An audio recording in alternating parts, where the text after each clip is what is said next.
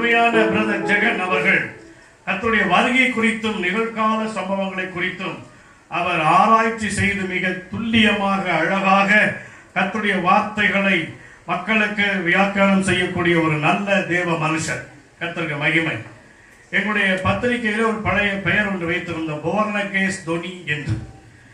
அந்த போர்னகேஸ் தொனி பத்திரிகை நின்று போனாலும் போர்னகேஸ் தொனியாக விளங்கக்கூடிய எங்கள் சகோதரர் எம்.டி. ஜெகன் அவர்களை கர்த்தர் நமக்கு தந்திருக்கிறபடியினாலே கரங்களை தட்டி நாம் அவர்களை அடுத்து நம்முடைய அருமையான பிரதர் ஜெகன் அவர்களை கர்த்தர் பயன்படுத்த வேண்டும் என்று சொல்லி நமக்கான பாஸ்டர் குமார் சாமுவேல் அவர்கள் ஜெபிப்பார்கள்.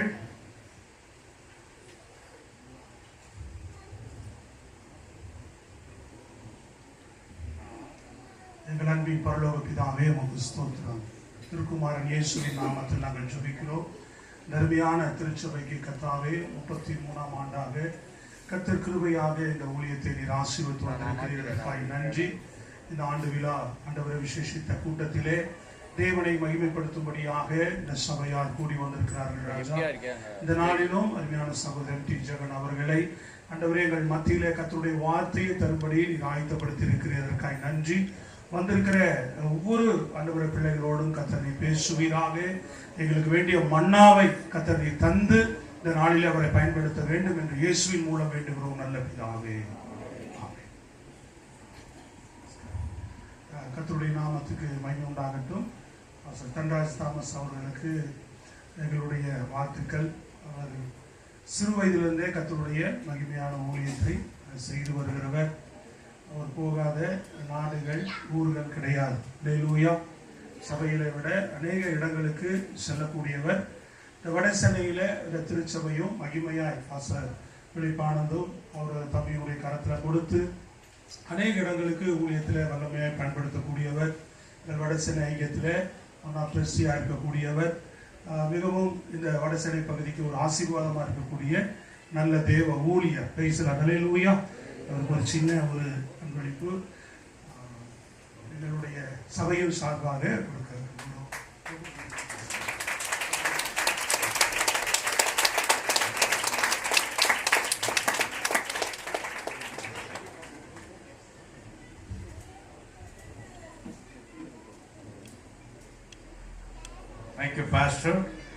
பாஸ்டர் குமார் சாமுவேல் அவர்கள் மூலமாக எனக்கு ஆயத்தமாக்கப்பட்ட ஒரு நல்ல ஒரு வேத பொக்கிஷம் எம்.டி. ஜெகன் அவர்கள் கர்த்தருடைய வார்த்தைக்கு நேரடியாக செல்வார்கள். கரங்களை தட்டி இயேசு கிறிஸ்துவின் நாமத்தினாலே தேவ மனுஷனை நாம் வரவேற்போம்.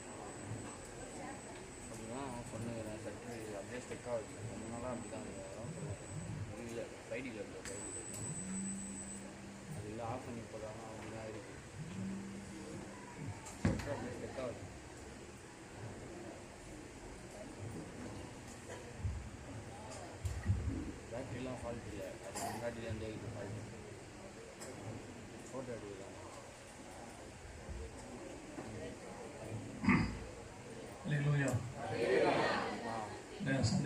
ரொம்ப சந்தோஷம். மாஸ்டர் சொன்ன மாதிரி உங்களையும் உங்கள் திருச்சபையும் உங்கள் போதகரையும் இப்போ தான் முதலாக பார்க்குறோம். உங்களோட ரொம்ப சந்தோஷம். நம்ம இருக்கிற நேரத்தை வசனத்துக்கே பயன்படுத்துவோம். ஒரு குடும்ப கூடுகை என்று சொன்னார்கள். இன்னைக்கு மாலை வேளையில் கர்த்தருக்கு சித்தமானால் நாம் கடைசி காலத்தை பற்றின அடையாளங்களை குறித்து நாம் பார்க்க போகிறோம். இப்பொழுது இந்த காலையிலே நாம் தெய்வ ஆலோசனை வேதத்தை வந்து பார்க்க போகிறோம். உங்க எல்லாருக்கும் தெரிஞ்ச ஒரு வசனம் தான், வாசிங்க. சங்கீதம் 127 1 வாசிங்க.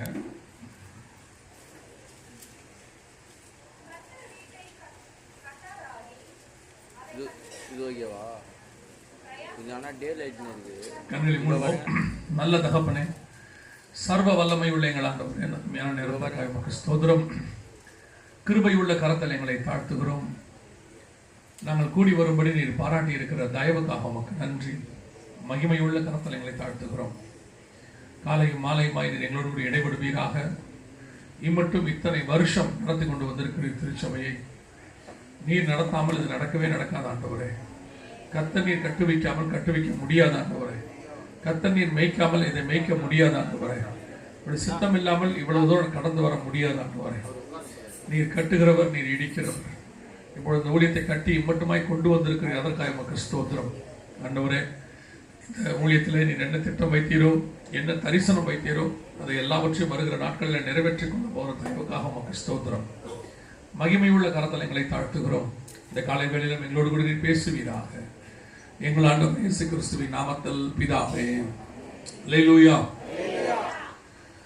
127 சங்கீதம் 1வது வசனம். கர்த்தர் வீட்டை கட்டாராகில் அதை கட்டுகிறவருடைய பிரயாசம் விருதான். பொதுவாக நாம் அறிந்திருக்கிறபடி திருச்சபையும் வீடும் ஒன்று, திருச்சபையும் குடும்பமும் ஒன்று. அதை எபேசியர்ல அவர் மிக தெளிவாக பவுல் அதை இணைத்து கொடுக்கிறார். எப்படி கிறிஸ்து சபைக்கு தலையா இருக்கிறாரோ. தம்பி, நீங்க தம்பி போட்டோ எடுக்கிற தம்பி, இப்ப எடுக்காதீங்க, முடிச்ச பிறகு எடுங்க. கவனிங்க, கிறிஸ்து எப்படி சபைக்கு தலையாக இருக்கிறாரோ அப்படியே கணவனும் வீட்டுக்கு தலையாக இருக்கிறார். இந்த ஒப்புமை எல்லாம் உங்களுக்கு நன்றாக தெரியும். சபையும் என்பது வீடு என்பது ஒன்று. கிறிஸ்துவும் சபையும் எப்படி ஒரு இணைப்பு குடும்பத்துக்குள் இருக்கிறது. குடும்பத்தினுடைய மொத்த குடும்பங்களுடைய கூட்டமைப்பு தான் சபை. சபை என்பது அநேக குடும்பங்களுடைய கூட்டமைப்பு. ஏதோ ஒரு 10 பேர் கூடி வருகிறதுனால அது சபையாயிடாது. குடும்பமாக எல்லோரும் ஆராதிக்கும் அது சபையாக இருக்கும். என்ன கேட்டால் ஒவ்வொரு குடும்பமே ஒரு சபை தான். ஒவ்வொரு குடும்பத்தையும் கத்திர வச்சிருக்கிறாரு, ஒரு சபையா வச்சிருக்கிறாரு. அந்நாட்கள் எல்லாம் வீட்டில் தான் சபை நடந்துகிட்டு இருந்துச்சு. அது காலத்தின் கட்டாயம் அப்படி நடந்துச்சு. இன்னைக்கு நாம் கூடி வருகிறோம் எல்லோரும். அப்படி வரும் பொழுது ஒவ்வொரு குடும்பமும் ஒரு சபை. நம்ம அத்தனை பேரும் சேர்ந்துதான் ஒரு சபையாக இருக்கிறோம். அப்படி இருக்கும் பொழுது ஒரு சபையினுடையதான சக்சஸும் ஒரு குடும்பத்தினுடைய சக்சஸும் ஒன்றாக இருக்கிறது. ஒரு குடும்பம் பிரிந்தால் அந்த சபைக்கான ஒரு கல் கொஞ்சம் வீக் ஆகுதுன்னு அர்த்தம்.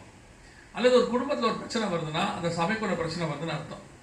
அந்த காலத்துலலாம் என்ன பண்ணுவாங்க, நமக்கு முன்னாடி உள்ள ஜென்ரேஷன்லாம் பாஸ்டர்ஸ் வந்து குடும்பங்களை தான் ரொம்ப கட்டுவதில் ரொம்ப இம்பார்ட்டண்ட்டாக இருந்தாங்க. அன்னைக்கு சபைக்கான இடங்கள் இருக்காது, கட்டடங்கள் இருக்காது, ஆனால் சபை இருந்துச்சு. இன்னைக்கு நிறைய சபைகள் கட்டடங்கள்ல இருக்கு, சபை இல்லை. சபை இல்லைன்னா என்ன அர்த்தம்னா உள்ளுக்குள்ள என்ன இல்லை, சபையாக இல்லை. அநேக சபைகள் இன்னைக்கு, அதுவும் கடைசி காலத்துல நீங்க பார்த்துக்கிட்டே இருக்கிறீங்க. ஒரு பத்திரிகையில ஒரு இது கொடுத்தாங்க, ஸ்டாட்டிஸ்டிக்ஸ் ஒன்று கொடுத்தாங்க, டைம்ஸ் ஆஃப் இந்தியாவில். அது நான் சொன்னது ஒரு 10 வருஷத்துக்கு முன்னாடி. அதுல அவங்க சொல்லியிருந்த ஒரு விஷயம், இந்தியாவில் இருக்கிற மதங்களில் எதில் அதிகமாக டிவோர்ஸ் நடைபெறுகிறது அப்படின்னு சொல்லி எடுத்தாங்க. அதுல முதல் இடத்துலயோ 2வது இடத்துலயோ தான் கிறிஸ்தவம் இருக்கிறது. அந்த அளவுக்கு கிறிஸ்தவத்துல டிவோர்ஸ் நடக்குது அப்படின்னு அவங்க கொடுத்துருக்காங்க. உண்மையா பொய்யா எனக்கு தெரியாது. அவங்க கொடுத்தது நான் உங்களுக்கு சொல்றேன். கிறிஸ்தவம் ஏன் இவ்வளவு மோசமாக குடும்ப காரியங்கள் இருக்கிறது என்று அவர்கள் எழுதுகிறார். கவனித்துக் கொள்ளுங்கள். ஒரு கணவன் எப்படி இருக்கணும், ஒரு மனைவி எப்படி இருக்கணும், ஒரு பிள்ளையை எப்படி வளர்க்கணும், இதையெல்லாம் தனித்தனியா சாப்டரா போட்டு கொடுத்த ஒரே ஒரு மதமும் ஒரே ஒரு புஸ்தகம் இருக்குது என்றால் அது பரிசுத்த வேதாகமம், கிறிஸ்தவம் மட்டும்தான். இதுல மட்டும்தான் எல்லாத்தையும் தெளிவா கொடுத்துருக்குது. ஒரு மனைவி எப்படி இருக்கணும், கணவன் எப்படி இருக்கணும், பிள்ளைகளை எப்படி வளர்க்கணும், பிள்ளைகள் எப்படி பெற்றோர்கிட்ட இருக்கணும், பெற்றோர் எப்படி பிள்ளைங்கிட்ட இருக்கணும், அத்தனையும் இருக்கு. இவ்வளத்தையும் வச்சு அடக்கி ஒரு பைபிளை கையில வச்சிருக்கிற கிறிஸ்தவ குடும்பங்களில் இன்னைக்கு சமாதானம் கிடையாது. வீடு கட்டப்படுகிறது இல்லை. பாருங்க, கல்யாணம் ஆகி 3 மாசத்துல டிவோர்ஸ் நடக்குது. ஹனிமூனுக்கு போயிட்டு ரிட்டர்ன் ஆகும்போது டிவோர்ஸ் வருது. நான் கிறிஸ்தவத்தை பற்றி மட்டும் பேசுகிறேன். மற்ற இதெல்லாம் இருக்கு, அவர்களை குறித்து பேச வேண்டிய அவசியம் நமக்கு இல்லை. நாம் நம்மை குறித்து மட்டும் நிதானித்து அறிந்தால் போதும். ஏன் இந்த நிலைமை கிறிஸ்தவத்தில்? குடும்பம் இருக்கிறது. இன்னைக்கு நிறைய பேர் பார்த்தீங்கன்னா ஃபேமிலி இருக்கு, ஃபேமிலி சந்தோஷமா இருக்குதானா அங்கதான் கஷ்டமா இருக்குது. குடும்பம் இருக்கு, வாழ்க்கை ஓடணும், வாழ்க்கை ஓடிட்டே இருக்குது, சந்தோஷமா ஓடுதா அப்படின்னு சொல்லி எடுத்து கேட்டு பார்த்தீங்கன்னா ஒரு 10% இருந்தால் பெரிய விஷயமா இருக்கு இன்னைக்கு. அதான் இன்னைக்கு நிதர்சனமான உண்மை. என்ன காரணம்? அநேகருடைய பிரச்சனை என்னன்னா வாழ்ந்தாகணும் அப்படின்னு ஒரு குரூப் மீறிட்டாங்க. என்னத்தை இப்படி ஒரு வாழ்க்கை வாழணும், அடா போங்கடா அப்படின்ட்டு போற ஒரு குரூப் இருக்கு. ஒரு குரூப் கொஞ்சம் சரி வேற வழி இல்லை, நம்ம என்ன செய்யணும், வாழணும், சமுதாயம் இருக்கு, என்ன பேசுவாங்களே அப்படின்னு பயந்து வாழ்றாங்க. ஆனா அப்படி ஒரு வாழ்க்கை வாழ்றது கர்த்தர் சொல்லல. கர்த்தர் நம்மை சந்தோஷமா வாழ்றதுக்கு தான் ஒரு குடும்பத்தை அமைத்தார். வாழணுன்றதுக்காக குடும்பம் இல்ல, சந்தோஷமா வாழ்றதுக்கு தான் குடும்பம். ஆனால் இனி அப்படிப்பட்ட காரியங்கள் நடைபெறாமல் போவதற்கு காரணம் என்ன? ஏன் இப்படி ஆயிடுச்சு? சக்சஸ்ஃபுல்லா தான் இருந்துச்சு. இந்த மாதிரி ஒரு சந்தோஷமான ஒரு குடும்பத்தை தான் கர்த்தர் ஏற்படுத்தினார். ஆனால் குடும்பங்களில் இன்னைக்கு இருக்கக்கூடியதான பிரச்சனைகள் என்ன, அதான் ரொம்ப இம்பார்ட்டன்ட். உங்க எல்லாருக்கும் தெரிஞ்சது தான். வாசிங்க ஆதியாகமத்தின் புஸ்தகம் 2ஆம் அதிகாரம் 15வது வசனத்தை வாசிங்க. 2:15 வாசிங்க. ஆதியாகமம் 2:15. ஏதேன் தோட்டத்தில் அதை பண்படுத்தவும் காக்கவும் வைத்தார். அப்போ ஒரு தோட்டம் என்பது ஒரு குடும்பத்தை போல. ஏன்னா ஆண்டவர் சொல்றாரு ஏசாயா 5:2 எனக்கு மகா செழிப்பான மேட்டிலே ஒரு தோட்டம் உண்டு அப்படிங்கிறார். தோட்டம் என்பது ஒரு குடும்பத்தை போல. அந்த குடும்பத்தினுடைய காரியத்தை மிக முக்கியமாக ஒரு கணவன் கையில ஒப்படைக்கிறார். அப்போ படைக்கும் போது ஏவாளே இல்லை, அதுக்கப்புறம் தான் ஏவாள் படைக்கப்படுறாங்களே. அவங்ககிட்ட கொடுத்துட்டு கர்த்தர் சொன்ன பெரிய விஷயம், மிக முக்கியமான விஷயம், 2 வேலை தான் அவனுக்கு. அந்த தோட்டத்தில் 2 வேலை கொடுக்கிறார். ஒன்று பண்படுத்தவும், இன்னொன்று காக்கவும் வைத்தார். இங்கிலீஷ்ல பாத்தீங்கன்னா மெயின்டைன் அண்ட் கீப் இட் இருக்கும். அதை நடத்தவும் அதை பாதுகாக்கவும் அப்படின்னு அர்த்தம். சொல்ல போனா ஒரு குடும்பத்தினுடைய 2 முக்கியமான விஷயம், அதை மெயின்டைன் பண்ணணும், இன்னொன்று பாதுகாக்கணும். இன்னைக்கு மெயின்டைன் பண்றதுல குறை சொல்ல முடியாது. கணவனும் மனைவியும் சரி, அல்லது கணவன் சரி அல்லது மனைவி சரி, தனித்தனியோ சேர்ந்தோ மெயின்டைன் பண்றதுல சூப்பரா இருக்காங்க. கடைசி காலம் எல்லாரும் வேலைக்கு போறாங்க. கணவனும் வேலைக்கு போறாரு, மனைவி வேலைக்கு போறாங்க. காரணம் கேட்டா சொல்றாங்க குடும்பத்தை மெயின்டைன் பண்ணணும், பத்தாது, பணம் என்ன செய்யாது, பத்தாது, மெயின்டைன் பண்றதுக்கு தான். சில இடத்துல பார்த்தீங்கன்னா கணவன் மனைவி 2 பேரும் சேர்ந்து உழைக்கிறாங்க. அதுக்கு அவங்க சொல்ற வார்த்தை என்ன, குடும்பத்தை மெயின்டைன் பண்றதுக்கு பத்தாது, மெயின்டைன் பண்றாங்க. வெரி குட், நான் இல்லைன்னே சொல்லல. ஆனால் உங்கள் குடும்பம் காப்பாற்றப்படுகிறதா? அடுத்த வசனம் இருக்குது, பண்படுத்தவும் காக்கவும் அப்படின்னு இருக்கு. காப்பாற்றப்படுகிறதா?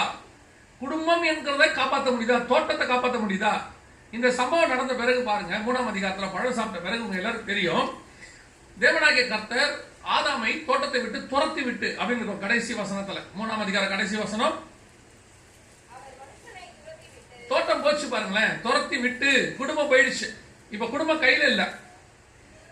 என்ன காரணம்? 2 விஷயம் தான். ஒன்னு மெயின்டைன், இன்னொன்று காக்கவும், கீப் இட், வாட்ச் பண்ணு, பத்திரமா வச்சுக்கோ அப்படின்னு அர்த்தம். இன்னைக்கு மெயின்டைன் பண்றதுல ஒன்றும் குறை சொல்ல முடியாது. சிலர் மெயின்டெனன்ஸ் ரொம்ப பேட், அதை விட்டுருங்க. குடும்பத்தை மெயின்டைன் பண்ண அவங்க சம்பாதிக்கிறதோட அவங்க மெயின்டெனன்ஸ் முடிஞ்சிருதுன்னு நினைச்சுக்கிறாங்க இல்லையா?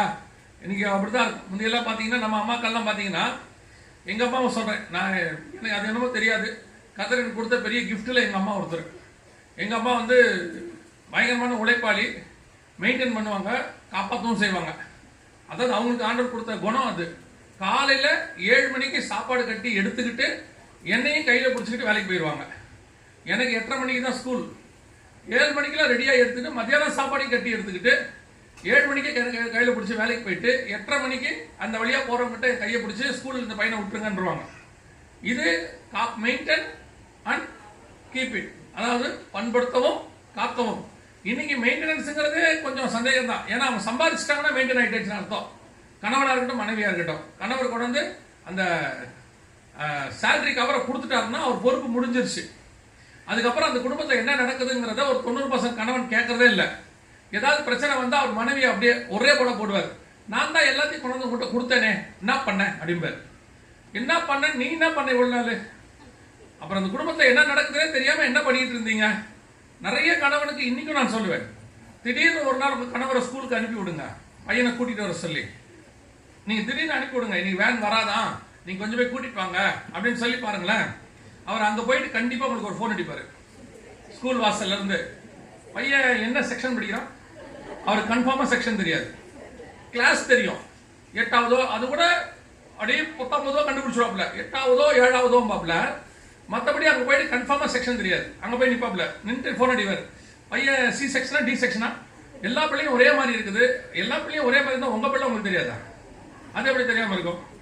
நிறைய கணவனுக்கு அப்படி ஒரு பிரச்சனை இருக்கு. சம்பாதிச்சிட்டோம், அவருக்கு பெட்ரோல் விலை ஏறது மட்டும்தான் தெரியும், பருப்பு விலை ஏறது தெரியவே தெரியாது இல்லையா? பெட்ரோல் விலை ஏறும்போது சொல்வாரு, என்ன இவ்வளவு பெட்ரோல் ஏத்துறாம்பா. அதே நேரத்தில் மளிகை சாமான் 6000 ரூபாய் ஆச்சுன்னா ஏன் இவ்வளவு செலவு பண்றேன் பாரு. இப்படி நீ ரொம்ப தூப்பர் தண்டி ஆயிட்ட, ரொம்ப செலவு பண்ற. பெட்ரோல் 100 ரூபாய் ஆயிடுச்சு, ஆனா பருப்பு 20 ரூபாயில இருக்கும். கணவனுடைய நிலைமை எப்படி உங்களுக்கு தெரியும்னு கேட்காதீங்க. எனக்கு இந்த வருஷத்தோட 25 வருஷம் கல்யாணம் ஆயிடுச்சு. 25 வருஷம் எனக்கு. The most experienced guy. நமக்கு சின்ன பையன், நம்ம தான். அவருக்கு ஏஜ் அதிகம், கல்யாண வயசு குறைவு. நமக்கு கல்யாணம் ஏஜ் கம்மி, எக்ஸ்பீரியன்ஸ் ஜாஸ்தி இல்லையா? மோஸ்ட் எக்ஸ்பீரியன்ஸ் கையில் நான் 25 வருஷம் ஆச்சு இல்ல, எனக்கு தெரியும். இப்போ கொஞ்சம் நான் தப்பிச்சிருக்கேன் 2-3 வருஷமா. அதுக்கு முன்னாடி எங்கள் வீட்டை என்ன செய்வாங்கன்னா, பழைய நான் ஊழியத்துக்கு போகிறதுனால அவங்க அநேகமாக எல்லாத்தையும் பார்த்துருவாங்க, என்னை ரொம்ப டிஸ்டர்ப் பண்ண மாட்டாங்க. ஆனால் ஒரு விஷயத்துக்கு மட்டும் கண்டிப்பாக கூப்பிடுவாங்க. எங்கன்னா மளிகை சாமான் வாங்க போகும்போது கூப்பிடுவாங்க, நீ கொஞ்சம் வந்துருங்கம்பாங்க. நான் என்ன நினச்சிப்பேன்னா, நம்ம இல்லாமல் போக மாட்டாப்புல போல, நம்ம மேலே என்ன இருக்கு ஒரு பாசம் அப்படின்ட்டு நானும் மளிகை சாமானுக்கு மாதம் மாதம் கரெக்டாக போயிடுவேன். இந்த வண்டியில் தள்ளிக்கிட்டே எல்லாத்தையும் எடுத்து வச்சுக்கிட்டே வருவாங்க. கரெக்டாக பில்லு போடுற இடத்துல காணாம போயிடுவாங்க, இருக்க மாட்டாங்க. இப்படியே திரும்பி பார்த்தோம்னா ஒரு 10 அடி தள்ளி எதாவது பார்த்துக்கிட்டே நிற்பாங்க. நான் கூப்பிடுவேன், அங்கேருந்து சொல்லுவாங்க. அப்பதான் ஒரு பொருளா பில்லு போடும்போது சக்குன்னு ஏறும். 150, 200, 450, 500, அப்படியே 7000, 6000 வந்து நிற்கும் பில்லு. அப்பதான் நமக்கு தெரியும், ஓ இவ்வளவு ஆகுது, இவ்வளவு கன்ஃபார்மா என்ன செய்யுது ஆகுது. நமக்கு பெட்ரோல் ஆகுறது தெரியும், கன்ஃபார்மா பருப்பு ஆகுறது தெரியாது. இப்பதான் ஒரு 2-3 வருஷமா நான் போறதில்ல, எங்க பசங்களை விட்டுறது. நீங்களே பாத்துங்க, ஏன்னா நமக்கு ஹார்ட் அட்டாக் வருது. இவனுங்க அப்படி வேலையை சேர்த்து வச்சிருக்கிறாங்க, நம்ம ஒன்றும் செய்ய முடியாது. அது கர்த்தருடைய கிருபையில ஓடிட்டு இருக்குது. இல்லைன்னா இதெல்லாம் கஷ்டம். அப்ப நல்லா கவனிச்சுக்கொள்ளுங்க, ஒரு குடும்பத்தினுடைய மெயின்டைன் என்பது வெறும் பணத்தை கொண்டு வந்து கொடுப்பது அல்ல. முந்தியெல்லாம் உட்கார்ந்து 2 பேரும் ஒரு பட்ஜெட் ஒன்று போடுவாங்க, என்ன நடக்குது ஏது நடக்குதுன்னு. இப்ப நிறைய கணவர்கள் அப்படி போடுறதே இல்லை. மனைவிகளும் அதே நேரத்தில் மெயின்டைன் என்ன, உங்களுடைய மெயின்டெனன்ஸ் என்ன? பாத்திரம் விளக்கிறதுக்கு ஒரு ஆள் இருக்குது, அப்புறம் வீட்டுக்கு மாப் போடுறதுக்கு ஒரு ஆள் இருக்குது, துணியை வாஷிங் மிஷின் துவைக்குது, அயன் யாரோ ஒருத்தர் பண்ணி கொடுக்குறாங்க, அதை எடுத்து வைக்கிறதுக்கு ஆள் இருக்காது தெரியுமா உங்களுக்கு? சோஃபா மேலேயே அயன் துணி 2 நாளைக்கு இருக்கும். அது அந்த துணியை எடுத்து வைக்க சண்டை நடக்கும். உங்க துணியை நீங்க எடுத்து வச்சா என்ன, ஏன் துணியை நீங்க, இதுக்கு பேரு மெயின்டெனன்ஸ். நிறைய வீட்டுக்கு பாருங்களேன், எங்க அம்மா இருக்கும் போதெல்லாம் அப்பெல்லாம் வந்து இந்த மாதிரி 2 வீலர்லாம் ரொம்ப இருக்காது, எல்லாம் பஸ்ல தான் வருவாங்க. ஊர்ல வந்தா 10 மணிக்கு 11 மணிக்கு நைட்ல வருவாங்க. திடீர்னு வந்து கதவை தட்டுவாங்க. அன்னைக்குள்ள பெரியவங்க எல்லாரும் கேட்கிற முதல் கேள்வி, ஐயோ வாங்க சாப்பிடுங்க, சாப்பிட்டுக்க மாட்டீங்கம்பாங்க. இப்ப கேட்கிற கேள்வி, சாப்பிட்டு வந்துட்டீங்க தானேன்றான். பாசிட்டிவ் அப்ரோச், அதுக்கு பேரு. அப்ரோச்சே என்ன அப்ரோச்? சாப்பிட்டு வந்துட்டீங்க தானே அப்படிம்பா. வந்தவன் சொல்லுவானா, இல்ல உங்க வீட்டுல சாப்பிட்றதுக்கு தான் வந்தேன் நான் சொல்ல போறேன். பெரும்பாலும் சொல்லிடுவான், இல்லம்பா. என்ன மாதிரி கொஞ்சம் வெட்ட இல்லாதவனா, ஆமா சாப்பிட்டு தான் வந்தேன் விடுங்க அப்படின்றோம். அவன் சொல்லிடுவான். இப்ப இருக்க மனைவி எப்படி தெரியுமா, கணவர் யாராவது திடீர்னு கூட்டு வந்துருவாரு. அந்த அம்மா கேட்கிற முதல் கேள்வி, சொல்லாம கொள்ளாம ஏன் திடீர்னு கூட்டு வந்தீங்க? இப்ப ஒரு போன் பண்ணலாம்ல, எதுக்கு, ஏன் அந்த போன் பண்ணணும்? மெயின்டைன் ஆகணும் வீடு. அதுக்கு முன்னாடி அந்த வீடு எப்படி இருக்கும்? ஒருத்தன் திடீர்னு ஒருத்தரை கூட்டு வந்துட்டான் வீட்டுக்கு, பார்த்தா வீடு அப்படியே கிடக்கு. உடனே ஒய்ஃப் கேட்டாங்களா, ஏன் திடீர்னு அவனை கூட்டு வந்துட்டீங்க? நீங்க ஒரு வார்த்தை சொல்ல வேணாம். இல்ல அவன் கல்யாணம் பண்ண போறான், கல்யாணம் பண்ணா அவன் நிலைமை என்னன்னு அவனுக்கு தெரியணும். அதுதான் முதல்ல டக்குன்னு கூட்டு வந்தேன். நீங்க நல்லா பாருங்களேன், திடீர்னு அந்த வீட்டுக்கு ஆள் வந்த உடனே அந்த ஹால் மறுரூம் ஆகும். பார்த்துருக்கீங்களா? அப்படியே ஏன்னா நம்ம சோஃபாவே துணிக்காய வைக்க தானே வச்சிருக்கிறோம். சோஃபாங்கிறது துணிக்காய வைக்கிற ஒரு இடம், பையன் ஸ்கூலுக்கு போயிட்டு வந்து பேக் போடுற ஒரு இடம், அதுதானே சோஃபா வச்சிருக்கோம். ஆளே உட்கார முடியாது. பார்த்துருக்கீங்களா? நிறைய நேரத்துல அதை ஒரு ஆள் வீட்டுக்கு வராருன்னா மொத்தத்தையும் அள்ளி போட்டு அப்படி தூக்கி அந்த பெட்ரூம்குள்ள பெட்டு மேல போட்டு அது கதவை சாட்டிடுவாங்க. இந்த வரவன் நினைச்சுப்பான், சே என்ன அழகா மெயின்டைன் பண்றாங்க, எவ்வளவு அழகா அந்த வீட்டை மெயின்டைன் பண்றாங்க. அவன் வைஃப் அவன் நினைச்சுப்பான், நீங்க மெயின்டைன் பண்றீங்க பாரு, இந்த சிஸ்டர் எவ்வளவு அழகா வீட்டை பெட்ரூமை திறந்துறாரு செத்த நீயத்தோட. அந்த பெட்ரூம் எப்படி இருக்கும்னு கேட்டீங்கன்னா நிலைமை கவலைக்கிடமா இருக்கும். ஒண்ணு இந்த ரூம் கிளீனா இருக்கும், இல்ல பெட்ரூம் கிளீனா இருக்கும். ஒண்ணு பெட்ரூம் கிளீனா இருந்தா இந்த ரூம் இருக்கும். இதுக்கு பேர் தான் இன்னைக்கு என்னது மெயின்டெனன்ஸ். கேட்டா ஒரே வார்த்தை சொல்றது, எங்க இன்னைக்கு இருக்கிற பயங்கர பிஸி ஷெட்யூல். அது என்னதான் பிஸின்னு எனக்கும் தெரியல. நானும் ஒரு 25 வருஷமா நான் தேடி தேடி தான் பார்க்குறேன் அந்த பிஸியை, ஒன்றும் கண்டுபிடிக்க முடியல. அந்த அளவுக்கு இன்னைக்கு குடும்பங்களுடைய மெயின்டெனன்ஸ். சரி, உலக பிரகாரமாக பரவாயில்லை. What about your spirituality? இன்னைக்கு உங்க குடும்பத்தினுடைய மெயின்டெனன்ஸ், ஸ்பிரிச்சுவல் மெயின்டெனன்ஸ் இருக்குதா? பண்படுத்தப்படுகிறதா? உங்கள் கணவருடைய, மனைவியுடைய, பிள்ளைகளுடைய ஆவிக்குரிய நிலைமை உங்களுக்கு தெரியுமா? அதாவது இன்னைக்கு மாப்பிள்ளை தேடும் போதே, பொண்ணு தேடும் போதே எப்படி தேடுறாங்க? நல்லா படிச்ச பொண்ணு. இப்போ முந்தியாவது பார்க்கும்போது சொல்லுவாங்க மூக்கு மொழியா இருக்கணும் ஒரு வார்த்தை. இப்ப அந்த பேச்சே கிடையாது. மாப்பிள்ளை நல்ல செட்டிலா இருக்கணும். அவன் எப்படி இருந்தாலும் பரவாயில்ல. இப்ப அவருக்கு முன்னாடி சொட்டை விழுந்திருந்தாலும் பரவாயில்ல, பிரச்சனை இல்லை, முடிய நட்டுக்கலாம். ஆனா அவருக்கு நல்ல சம்பாதிக்கிறவரா இருக்கணும். அது சொல்லுது இப்ப இருக்க நிலைமை. முந்தியெல்லாம் சொன்னா பொண்ணு பார்த்தா PS ராஜமணி ஐயா சொல்லுவாங்க. இப்ப அவர் இல்ல, கத்தருக்குள்ள போயிட்டாரு. மொத்தம் வந்து அவர்கிட்ட கேட்டானா, உங்க சர்ச்சில் எனக்கு ஒரு பொண்ணு இருந்தா கல்யாணம் பண்ணி வைங்க, எப்படி வேணும்னு கேட்டாராம். சுண்டுனா ரத்தம் வர மாதிரி இருக்கணும் நான். அப்ப அவர் சொன்னாராம், இந்த சர்ச்சை வாச ஒரு குஷ்டோகம் பிடிச்ச ஒரு அம்மா உட்காந்துருக்காங்க, அவங்கள கூட்டிட்டு போ, அவங்களுக்கு தான் பொண்ணுல சுண்டுனா ரத்தம் வந்துகிட்டே இருக்கும். அந்த நேரத்தில் அப்படிதான் கேட்பான், சுண்டுனா ரத்தம் வரணும், சக்க செவேர்னு இருக்கணும், மாப்பிள்ள ராஜா மாதிரி இருக்கணும். எந்த நாட்டுக்கு ராஜா மாதிரி இருக்குது கேட்கும் போது. இப்ப அப்படிலாம் கேட்கறதே இல்லை. கொஞ்சம் ஏறக்குறையா இருந்தா பரவாயில்ல, எப்படி இருந்தாலும் பரவாயில்ல. ஆனா நல்ல செட்டிலா இருக்கணும், நல்லா படிச்சிருக்கணும், நல்ல சொந்த வீடு இருக்கணும், எல்லாம் இருக்கு. இதெல்லாம் கேட்கறீங்களே, ஆவிக்குரிய காரியத்தை கேட்டீங்களா?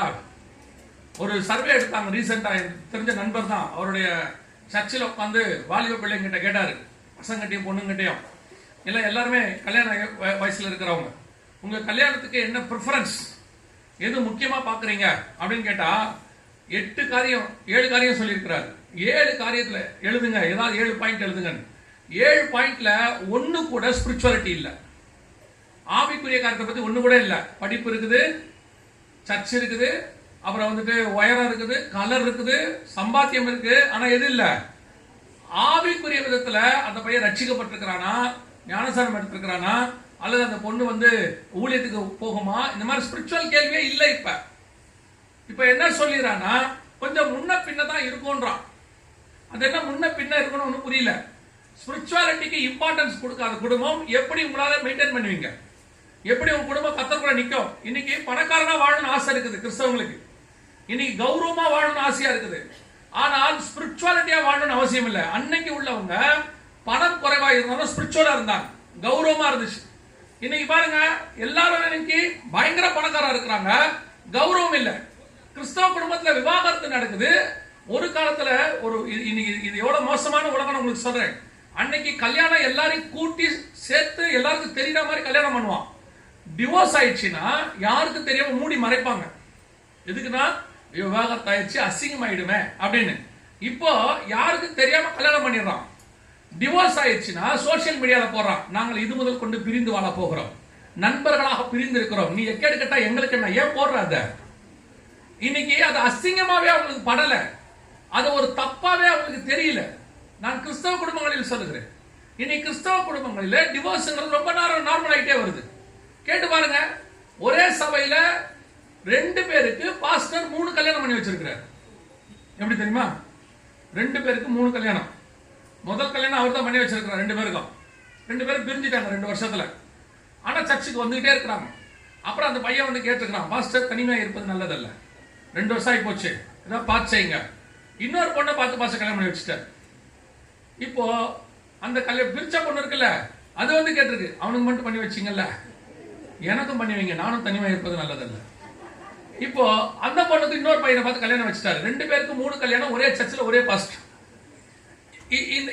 இந்த 3 பேர் பரலோகத்துக்கு போவாங்களா இல்லையான்னு தெரியாது, ஆனா பண்ணி வச்சவர் போக மாட்டார். நீங்க தப்பா எடுத்துக்காதீங்க, போக மாட்டார். ஏன், எப்படி போவார்?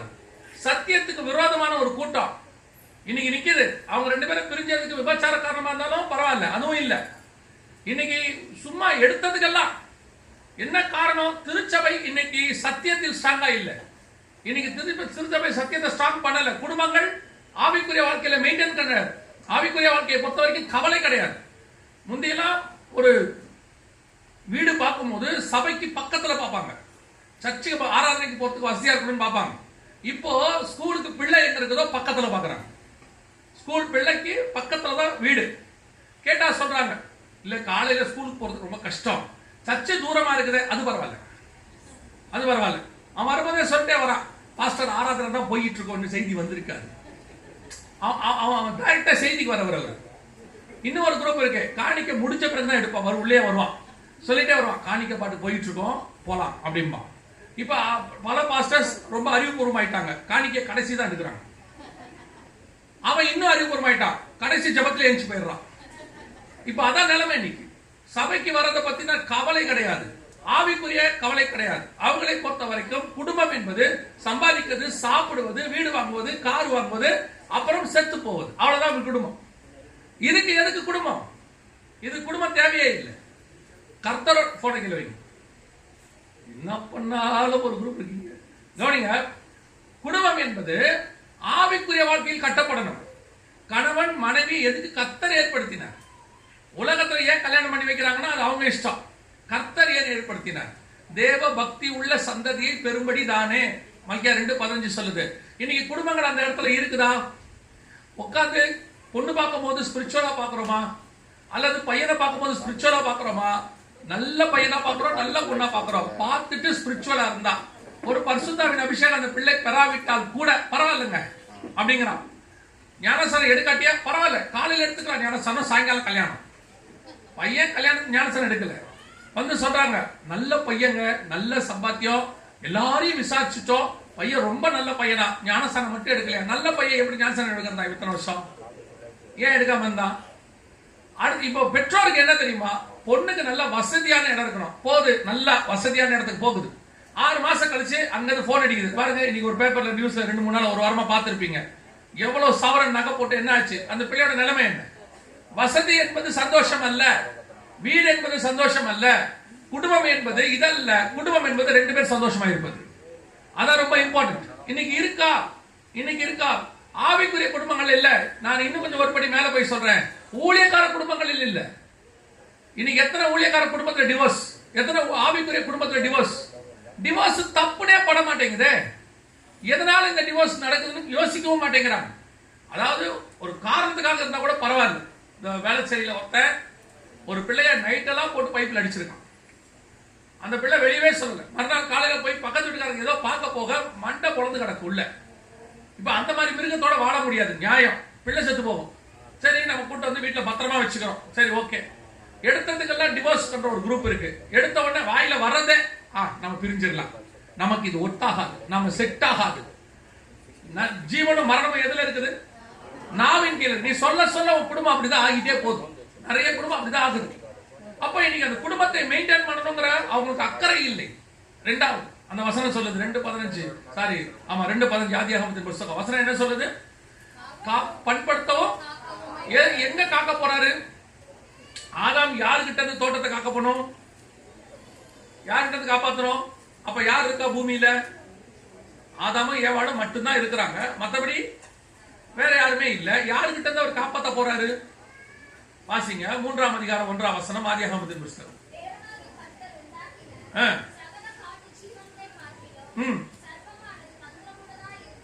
நல்ல கவனிங்க.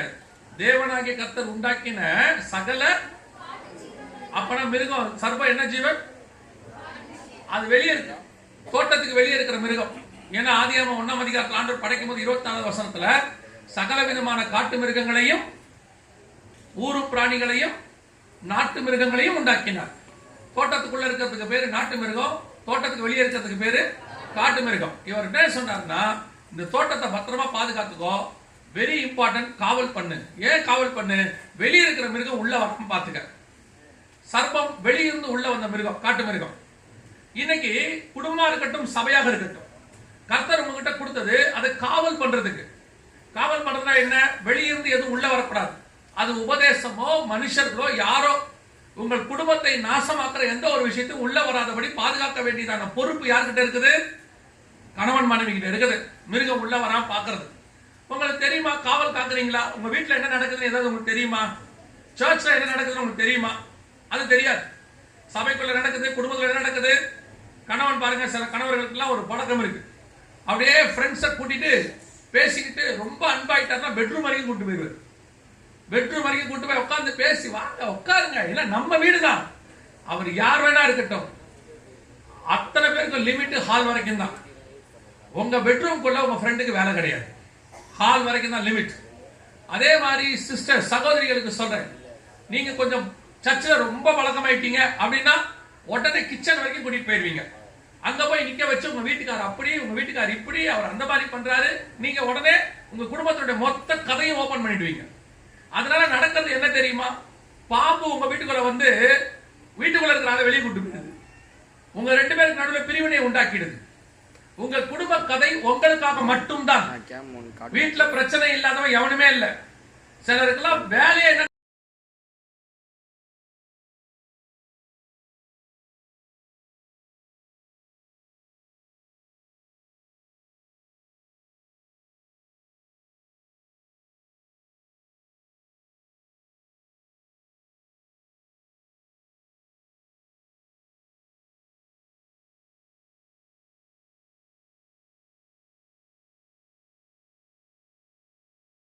அம்மாக்கு போன் பண்ணிடும், வெறிமா விஷயம் நேத்து காலையில அவர் பண்ணது என்ன தெரியுமா, வெண்டைக்காய் வச்ச கதையில இருந்து குப்பையை பெருக்கி ஓரம் தள்ள வரைக்கும் சொல்லிடுவாங்க. அவங்களுக்கு சொன்னாதான் அவங்களுக்கு திருப்தி. அதுல வேற நான் எங்க அம்மா கிட்ட தானே சொன்னேன். அதே உங்க வீட்டுக்காரர் உங்களை பத்தி அவங்க அம்மா கிட்ட சொன்னா என்ன ஆகுது? எவ்வளவு டென்ஷன் ஆகுறீங்க? எதுக்கு இப்ப நம்ம குடும்பத்தை போய் உங்க அம்மா கிட்ட சொன்னீங்க? உங்களை நம்பித்தானே சொன்னேன்னு கேக்குறீங்க. அப்ப நீங்க மட்டும் உங்க அம்மா கிட்ட சொல்லலாமா? இதான இன்னைக்கு உள்ள பிரச்சனை. 2 பேருக்கு நடுவில் பேசிட்டு 2 பேருமே வேற யார்ட்டையும் பேசாம இருந்தா பரவாயில்ல. ஒரு குடும்பத்துல பிரச்சனை வந்துருச்சு, ஒரு சகோதரி வந்து பாஸ்டர் கிட்ட சொல்றாங்க, பாஸ்டர் வசனம் என்ன சொல்லுது? பாஸ்டர் கேட்டு எனக்கு தெரியாதுமா நீங்க சொல்லுங்க, ஏன்னா இப்பெல்லாம் பாஸ்டரோட விசுவாசி கேட்கிற வசனம் தான் ரொம்ப கொடுமையா இருக்கு. பாஸ்டர் சொல்லிருக்க நீயே சொல்லு. இது முதல் கொண்டு தன் தாயும் தகப்பனை விட்டு பிரிந்திருப்பான்னு இருக்கா இல்லையா? இருக்கு. அவங்க அம்மா விட்டுட்டு வர சொல்லுங்க. நான் என்ன வசனத்துல தானே கேட்கிறேன், தனியாவ கேட்கிறேன் அப்படின்னு உடனே பாஸ்டர் கேட்டிருக்காரு, இன்னொரு வசனம் இருக்கு உனக்கு தெரியுமான்னு. என்ன வசனம்? பாஸ்டர் சொல்லியிருக்காரு, ராஜகுமாரத்தையே உன் தகப்பன் வீட்டை மறந்து விடு, அப்பொழுது ராஜா உன் அழகிலே பிரியமாய் இருப்பார், தெரியுமான்னு கேட்டு. அது ராஜகுமாரத்துக்கு தான், எனக்கு இல்லைன்னு சொல்றாரு. இவர் என்ன ராஜகுமாரத்தி மாதிரியா வச்சிருக்காரு அப்படின்னு கேட்டாரு. பாஸ்டர் சொன்னார் ஆண்டவரை பார்த்து, இந்த 2ஐயும் எப்படியாவது பரலோகத்துக்கு கூட்டு வரதுக்கு வழி பண்ணுங்க. இன்னைக்கு இதான் சர்ச்சோடைய நிலைமை, இதான் கணவனுடைய நிலைமை, இதான் மனைவியோடைய நிலைமை. வீட்டுல நடக்கிறது ஒரு வசனத்தை பிடிச்சிக்கோ, இன்னொரு வசனத்தை விட்டுறோம். அதாவது பிள்ளைகளே, உங்கள் பெற்றோருக்கு கர்த்தருக்குள் அதான் இருக்கு. நீங்க டிவியை பார்த்துக்கிட்டே பையனை போன் பார்க்காதனா என்ன செய்வான்? நீங்க சீரியல் பார்த்துக்கிட்டே கேம்ஸ் விளையாட வரா அப்படின்னா அவன் சொல்றான், நீ சீரியல் பார்க்கறிய, கர்த்தருக்குள் கீழ்ப்படின்னு இருக்கு, எடுத்து பேசாது. அப்ப இந்த வசனம் என்ன ஆகும்? உன் பிள்ளைகளுக்கு முன்பாக முன்மாதிரியா இருன்னு. இன்னைக்கு குடும்பம் என்ன நிலைமையில இருக்குது? நீங்க ஸ்பிரிச்சுவலி எவ்வளவு ஸ்ட்ராங்கா இருக்கிறீங்க தெரியுதா? மெயின்டைன் பண்ண முடியுதா? உங்க வீட்டுல முதல்ல குடும்ப ஜபன் ஒண்ணு இருக்கா? எல்லாரும் ஆவிக்குரியவங்கன்றீங்க, சிஎஸ்ஐ காரனுக்கு ஆவியும் இல்ல அனலும் இல்லைன்னு திட்டுறீங்க. அவங்களை கேட்டா சொல்றீங்க அவர் பாரம்பரிய சபையார். உங்களுக்கு தெரியுமா, இன்னைய வரைக்கும் அவன் வீட்டுல குடும்ப ஜபம் உண்டு. சிஎஸ்ஐ காரங்களுக்கு ஒரு பயபக்தி உண்டு, தேவ பயம் உண்டு. இன்னைக்கும் வீட்டை விட்டு வெளியே போகும்போது 2 நிமிஷமாவது ஜோம் பண்ணிட்டு நெத்தில ஒரு சிலுவையை போட்டு தான் அனுப்புறாங்க. நீங்க சிலுவை போடணும்னு நான் சொல்லல, போடலாமா போட வேணாமான்றதுக்கும் நான் வரல. அவன் ஒரு 2 நிமிஷம் ஜோம் பண்ண நீங்க பண்ணீங்க. நீங்க வெளியே போகும்போதே கணவன் போகும்போது பாத்துருக்கீங்களா? அந்த வீட்டை விட்டு எப்படா தப்பிச்சு ஓடலாம் நீங்க எஸ்கேப் ஆறான் காலங்காத்தால. அப்படியே வண்டி சாவி கூட எடுக்க மாட்டான், ஓடிட்டு அங்கிருந்து கேட்கறான் சாவி தூக்கி. என்ன நிலைமை அவன் பாருங்க, அந்த வீட்டை விட்டு ஓடுறது அப்படி இருக்கான். சரி, நீங்க உங்க பிள்ளைய ஸ்கூலுக்கு அனுப்புறீங்களா? எப்படி அனுப்புறீங்க? காலையில ஜோம் பண்ணி அனுப்புறீங்க பிள்ளைய. அனுப்பும்போது பாருங்க ஒரு 3ஆம் உலக யுத்தமே நடக்கும் வீட்டுல. நாயே பேயே வந்ததே போனதே செத்ததே, டைரியில சைன் வாங்கினியா, வாட்டர் பாட்டில் எடுத்து வச்சா, ஐயோ ஆட்டோ வந்துருச்சு, ஆறு அடிக்கிறான், ஓடு ஓடு. சில அம்மாலாம் பிள்ளை அது நடுவில் பிள்ளை பாசம் வேற, இட்லியை வந்து அப்படி கையில பசிக்கிட்டே வாயில ஊட்டிக்கிட்டே ஓடும், வாயில போறேன் அப்படின்னு இந்த சிமெண்ட் பூசுவான் பாருங்க செவுத்துல, அந்த மாதிரி அப்படியே பூசிட்டே ஓடும். எனக்கு அந்த அம்மா கிட்ட பிடிச்ச விஷயமே அதுதான். இந்த 19 ஒன்று கண்டுபிடிச்சான், எவன் கண்டுபிடிச்சான்னு தெரியல, பகல் ஃபுல்லா போட்டிருப்பாங்க. அந்த பேர் தான் நைட்டி, அது பகல் ஃபுல்லா போட்டிருப்பாங்க. அதுக்கு மேல ஒரு டவல் போட்டிருப்பாங்க. ஆட்டோக்காரருக்கு வண்டி ஏத்த போவாங்க பையனை, அவன் சாப்பிட மாட்டான், அப்படியே இட்லியை சாம்பாரோட பிசைஞ்சு அப்படியே வாயில ஊட்டிட்டு இந்த டவல்ல தொடைப்பாங்க பாருங்க. இந்த இட்லி எப்ப வாய்க்குள்ள போச்சுன்னே நமக்கு தெரியாது. வாய் போட்டு அது என்ன வேகமோ அப்படி அது எந்த கொத்தனாலும் அப்படி சிமெண்ட் பூசவே முடியாது. அப்படி பூசி அவன் வாய் மட்டும் அப்படி இருக்கும். ஏறு ஓடு வண்டியில டெய்லி சொல்ற இதே மாதிரி அப்படியே. இப்ப எங்க ஜாம் பண்ணீங்க கேட்டா என்ன சொல்வீங்க? எங்க ஜாம் பண்ண முடியுது காலையில? இந்த பிள்ளைங்க அதுக்கு ரெடியே ஆக மாட்டேன். சரி, பிள்ளைங்க ரெடி ஆகல, காலையில ஏன் சொன்ன நீங்க ஜாம் பண்ணீங்களா? நீங்க பண்ற ஒரே ஜபம் எந்திரிச்சு உட்காந்து கொண்டை போடும்போது ஒரு ஜபம் பண்ணுவீங்க, சோத்திரம் ஆண்டவரே அப்படிங்க. அவ்வளவுதான் நீங்க பண்ற ஒரே ஜபம். அதை தவிர நீங்க வேற ஏதாவது ஜபம் பண்ணீங்களா? அவர் ஜபம் பண்ணுவாரா? அவரு நைட்டு 10:30 மணிக்கு IPL பார்த்துட்டு படுக்கிறாங்க. ஆனா அந்த ஆள் பேர் கூட மறந்து போச்சு, விராட் கோலியா, அவன் 6 அடிச்சாரா, டோனி 6 அடிச்சாரா, எல்லாம் பார்த்துட்டு 10:30 மணிக்கு பார்த்துட்டு 11:30 மணி வரைக்கும் போனை பார்த்துட்டு வாட்ஸ்அப்பை பார்த்துட்டு 12 மணிக்கு ஸ்டேட்டஸ் வைக்கிறாங்க, இன்று முதல் நான் உன்னை ஆசீர்வதிப்பேன். நைட்டு 12 மணிக்கு. என்னன்னு கேட்டா நாள் பிறக்கும் போது வசனம் வைக்கணுமா. படுத்துக்கிட்டு காலங்காத்தால 7:30 மணிக்கு எழுந்திருக்கிறது. 7:30க்கு எழுந்திருக்கும் போதே காப்பி எங்க அப்படிங்கிறது. எங்க அந்த குடும்பத்துல ஜபம் இருந்துச்சு? எங்க தேவனை ஆராய்ச்சிங்க? அப்புறம் எதுக்கு நீங்க CSI காரனை திட்டுறீங்க? நீங்க வந்து போறது ஒரு ஆவிக்குரிய சபைங்கிறது தான் உங்களுக்கு அவங்களுக்கு வித்தியாசமே ஒழிய, மற்றபடி சில விஷயங்களை உங்களை விட அவங்க இன்னும் நீட்டாவே இருக்காங்க, இன்னும் பெர்ஃபெக்டாவே இருக்காங்க. நீங்க கூட கொஞ்சம் லேட்டா வருவீங்க, அவங்க 3வது மணி அடிக்கும் போது உள்ள போயிடுவாங்க. நான் CSI காரங்களை வக்காலத்து வாங்குறேன்னு சொல்லாதீங்க, நல்ல விஷயம் எங்க இருந்தாலும் எடுத்துக்கணும். நீங்க எங்க வர்றதே 7:30 மணி ஆராதனை தான் 7:45. கேட்டா சொல்றது டிராபிக் ஆயிடுச்சு, என்னமோ மத்தவங்களுக்குலாம் டிராபிக்கே இல்லாத மாதிரி. அந்த தேவ பயமே கிடையாது. இன்னைக்கு ஆவிக்குரிய குடும்பங்கள்ல தேவ பயமே கிடையாது. என்னன்னா இன்னைக்கு உங்களுக்கு எல்லாம் ஒன்னு சொல்லி கொடுத்துட்டாங்க, கர்த்தர் கிருபை உள்ளவர், எப்படி இருந்தாலும் பரலோகத்துக்கு கூட்டு போவார். எங்க இருக்கு அப்படி? எங்க இருக்கு அப்படி சொல்லுங்க. எப்படி இருந்தாலும் பரலோகத்துக்கு கூட்டு போவார்னு எங்க இருக்கு? இப்படி இருந்தாதான் பரலோகத்துக்கு போக முடியும் பைபிள்ல இருக்கு. ஒரு குடும்பம் கொஞ்சம் கூட ஜெபம் பண்ணல, பைபிள் வாசிக்கல, காலைல CSI காரங்கிட்ட போய் பாருங்க, ஒரே ஒரு அதிகாரம் வாசிப்பாங்க, சங்கீதம், ஒரு 2 பாட்டு பாடுவாங்க, ஒரு சின்ன ஜெபம் பண்ணுவாங்க, மிஞ்சி போச்சுன்னா 1/2 மணி நேரம் ஆகும். இதை செஞ்சாதான் சாப்பாடு. இங்க இல்ல, அப்படி இல்ல. இங்க ஜெபம் பண்றதே கிடையாது, பைபிள் வாசிக்கிறது கிடையாது, தனி ஜெபம் கிடையாது. இப்ப சர்ச்சுக்கு வரும்போது பைபிள் தூக்கிட்டு வரீங்க, அதுக்கப்புறம் இந்த பைபிள் பண்ற அவஸ்தை என்னவா இருக்கும்? போன உடனே பைபிள் மதியம் 1 மணிக்கு இங்க சாப்பாடு கொடுத்துருவாங்கன்னு நினைக்கிறேன். குடுக்காட்டி என்ன ஆகும்? நேரம், அதுவும் ஞாயிற்றுக்கிழமை என்ன ஞானம் தெரியுமா? சில வீட்டுக்கெல்லாம் சர்ச்சில் வரும்போதே சிக்கன் 65 பவுடர் போட்டு வச்சுட்டு வந்துடுறாங்க. வந்துட்டு முடிச்ச உடனே பறக்க அப்படியே ஓடுறது. போன உடனே கதவை திறந்த உடனே பைபிள் அப்படி சோஃபா மேல பொத்துன்னு போடுறது. இருங்க சிக்கனை பொரிச்சிடறேன், அவசரப்படாதீங்க அப்படின்ட்டு இவரு போடி போய் லுங்கியை மாத்துவார், அவங்க போய் சிக்கனை பொரிப்பாங்க, அப்படியே தட்டுல போட்டுக்கிட்டு இப்படி உட்காந்து டிவி பார்த்துக்கிட்டு மெல்றது. அந்த பைபிள் சோஃபா இருந்து அனாத மாதிரி பாக்குதுட்டு, என்ன ஒரு இடத்துல ஒழுங்காவது வைங்கடாங்க. இந்துக்கள் வீட்டுல போங்க, அவங்க வீட்டுல ஒரு பூஜை அரண் இருக்கு, பத்திரமா வச்சிருக்கான், எல்லாம் அவங்க கடவுளுக்கு ஒரு இடம் கொடுத்துட்டு கணப்படுத்தி வச்சிருக்காங்க. இஸ்லாமியர்கிட்ட போங்க, அவங்க குரான் வைக்கிறதுக்கு ஒரு ஸ்டூல் வச்சு ஒழுங்கா வச்சிருப்பாங்க. யூதர்கிட்ட போங்க, அவங்க டெய்லி அந்த தோரா வாசிக்கிறதுக்கு ஒரு இடம் வச்சிருக்காங்க. கிறிஸ்தவர்கிட்ட போங்க, ஒரு பைபிள் வைக்க கூட ஒரு இடம் இருக்காது, பைபிளே ஒழுங்கா இருக்காது. பல பேர் வீட்டுல அட்டையெல்லாம் பிஞ்சு போயிருக்கும், சில வீட்டுல முதல் 2 அதிகாரம் இருக்காது, 3ஆம் அதிகாரம் தான் இருக்கும். ஆதியாகமே பாம்பு உள்ள நுழைஞ்சிருந்தா இருக்கும், தோட்டத்தை உருவாக்குறதே இருக்காது. என்னன்னு கேட்டு பாருங்க, பைபிளை படிச்சு கிழிச்சிட்டாங்களாமா அவங்க. இதான் இன்னைக்கு கிறிஸ்தவர்கள் நிலைமை, ஆவிக்குரிய நிலைமை. கூட்டம் முடிச்ச அப்புறம் பாருங்களேன், 2 பைபிள் இருக்கும் இங்க. அது யார் பைபிள் கண்டுபிடிக்க முடியாது. கண்டுபிடிக்கிறதுக்கு மேல பிரைஸ் தலான்னு எழுதியிருப்பாங்க. இந்த பிரைஸ் தலாட வச்சு எப்படி கண்டுபிடிக்கிறது? சர்ச்சுக்கு வந்துட்டு பைபிளை விட்டுட்டு போற கூட்டம் ஒண்ணு இருக்கு. என்ன இவங்க சொல்றாங்க, பையனை பார்த்து, ஏன் ஸ்கூல்ல புக்கை விட்டுட்டு வந்த, நீ ஏன் பைபிள் விட்டுட்டு வந்த? இதான் இன்னைக்கு நிலைமை. உங்க தோட்டத்தை நீங்கள் காக்கவும் இல்லை, பண்படுத்தவும் இல்லை. ஆனா நான் இப்போ சொல்றேன், நம்மெல்லாம் இன்னும் நிர்மூலமாகாமல் இருப்பது அவருடைய கிருபை மட்டும். ஆனா ரொம்ப நேரம் பொய்யான மாயை பற்றி கொண்டு கிருபையை போக்கடிக்க கூடாது. You want to give preference to the Lord. கர்த்தருக்கு கொடுக்க வேண்டிய முக்கியத்துவத்தை என்ன செய்யணும்? கண்டிப்பாக கொடுக்கணும். அப்படிதான் பைபிள் சொல்லுது. இல்லைன்னா வீட்டுல பாம்பு வரும். ஏன் குடும்பம் பிரிஞ்சு போகுது? அதான் காரணம். நான் சொல்றேன், இயேசு கிறிஸ்து உங்க வீட்டுல இருந்தால் வீட்டுல பிரச்சனை வராதுன்னு நான் சொல்ல மாட்டேன். பிரச்சனை வரும். ஆதாம் வீட்டுல பிரச்சனை இருந்துச்சு, ஆபிரகாம் வீட்டுல பிரச்சனை இருந்துச்சு, யாக்கோபு வீட்டுல பிரச்சனை இருந்துச்சு, ஈசாக்கு வீட்டுல பிரச்சனை இருந்துச்சு, மோசே வீட்டுல பிரச்சனை இருந்துச்சு. பிரச்சனை இல்லாத வீடே கிடையாது. இருக்கும். பிரச்சனை இருந்தாதான் நல்லாவும் இருக்கும். யோசிச்சு பாருங்க, ஒரு வீடு பிரச்சனையே இல்லாம இருக்கு. அன்னைக்கு ஒரு பாஸ்டர் சொல்றாரு, நானும் என் மனைவியும் சண்டை போட்டு 50 வருஷம் ஆகுறதுனாரு. எனக்கு சந்தோஷமா இருந்துச்சு கேட்க. ஆனா எப்படி இருக்க முடியுதுன்னு என்னாலையும் முடியல. நானும் யோசிச்சுதான் பாக்குறேன். நீங்க யோசிச்சு பாருங்க, கதவை தட்டும் போது இவர் தட்டுவார் போல, என் புறாவே, என் உத்தமியே, கதவை தர, என் தலை பணியை நான் நினைக்கிறது.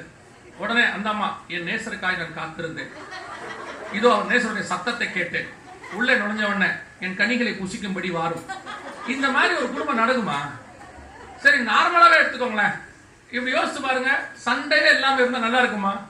அவர் கதவை தட்டுற வேகத்திலே அந்த அம்மா சொல்லும், அந்த ஆள் சரியில்லை இன்னைக்கு. பிள்ளைங்கிட்ட சொல்லும், அந்த ஆள் சரியில்லை, யாரும் பேச்சு கொடுக்காதீங்க, எங்க எவன் என்ன திட்டினா தெரியல, நமக்கு தான் ஏறுவாப்புல, அமைதியா இருங்கன்றோம். அந்த அம்மா கரெக்டா கண்டுபிடிச்சு சொல்லும். அது எப்படித்தான் சொன்ன தெரியாது. இப்ப கணவனும் சுதாரிச்சுட்டா. வீட்டுக்கு வரும்போதே மனைவி போன் பிள்ளைக்கு போன் அடிக்கிறான். வீட்டுல நிலைமை எப்படி இருக்குடா, வரலாமா, இல்ல டீ குடிச்சுட்டு ஒரு 1 hour கழிச்சு வரட்டுமா? பையன் சொல்றான், புயல் இன்னும் கரையை கடக்கல, நீ எதுக்கும் ஒரு 1/2 hour கழிச்சே வா. அப்படி இருந்தாலும் வீடும் நல்லா தான் இருக்கும் பாருங்களேன். கொஞ்சம் பரபரப்பா இருக்கும்ல வீடு. எப்ப பார்த்தாலும் உங்க வீட்டுல என்ன பரலோகமே அப்படின்னு இருந்தா எப்படி இருக்கும்? அப்படி இருக்காது. ஏதோ ஒண்ணு வந்து போகதான் இருக்கும், பிரச்சனைகள் இருக்கதான் செய்யும். ஆனால் இயேசு கிறிஸ்து உள்ள இருந்தார்னால் அது முப்பரி நூல் பிரியாது, அது கட்டி உங்களை பத்திரமாய் பாதுகாக்கும். அதுக்குதான் அந்த பிரேயர், அந்த பைபிள் ரீடிங் இதெல்லாம் இருக்கணும். சில நேரத்தில் சிலர் பாத்தீங்கன்னா பாஸ்டருக்கு வந்து ஆச்சரியமா இருக்கும். செவ்வாய்க்கிழமை புதன்கிழமை வந்து 2 பேரும் சண்டை போட்டுருப்பாங்க பயங்கரமா பாஸ்டர் கிட்ட. இந்த ஆள் கூட நான் வாழ முடியாது பாஸ்டர். உடனே அவர் சொல்லுவார், இவ கூட நான் இருக்கவே முடியாது பாஸ்டர். அப்புறம் பாஸ்டர் ஆலோசனை எல்லாம் சொல்லுவாரு. அப்புறம் வீட்டுக்கு போய் ஆலோசனை சொல்லுவாரு. வியாழன் வெள்ளியில சரியாயிரும். ஞாயிற்றுக்கிழமை 2 பேர் வரும்போது பாஸ்டர் நினைப்பாரு, புதன்கிழமை இது 2 தானே சண்டை போடுச்சு. அப்படியே பாத்தீங்கன்னா அந்த ஆள் அவரை கூட்டிட்டு வரதும், அந்த அம்மா கூட்டு வரதும், கொண்டாங்க நான் பைபிளை வச்சுக்கிறேன், இல்லம்மா நான் வச்சுக்கிறேன். பாஸ்டர் கேட்பாரு, இந்த 2 லூசா இல்ல நம்ம லூசா? இப்பதானே 3 நாளைக்கு முன்னாடி இந்த மாதிரி அடிச்சுக்கிச்சுங்க 2ம். அடுத்த சண்டைக்கு வருவாங்கல்ல, அப்ப பாஸ்டர் ரெடி ஆயிடுவாரு, வாங்க என்ன நீங்க லூசாக்க பாக்குறீங்க தானே அப்படின்ட்டு. எதுக்கு சொல்றேன்? அப்படித்தான் வரும், அப்புறம் சரியாகும். இதுதான் குடும்பம், இப்படிதான் இருக்கும், இப்படிதான் போகும். நீங்க நினைக்கிற மாதிரி ஒரு பையன் சொன்னா, கல்யாணம் ஆகி ஒரு 4 மாசம் ஆயிடுச்சு, அண்ணே நான் நினைச்ச மாதிரி என் திருமண வாழ்க்கை இல்லைன்னு. என்னடா நீ நினைச்ச முதல்ல அதை சொல்லுன்னு சொன்னேன். இல்லைண்ணே, காலையில ஈர துணியை தலையில கட்டிக்கிட்டு குளிச்சுட்டு காஃபியோட வந்துலாம் எழுப்ப மாட்டாங்களானேன்னு கேட்டேன்.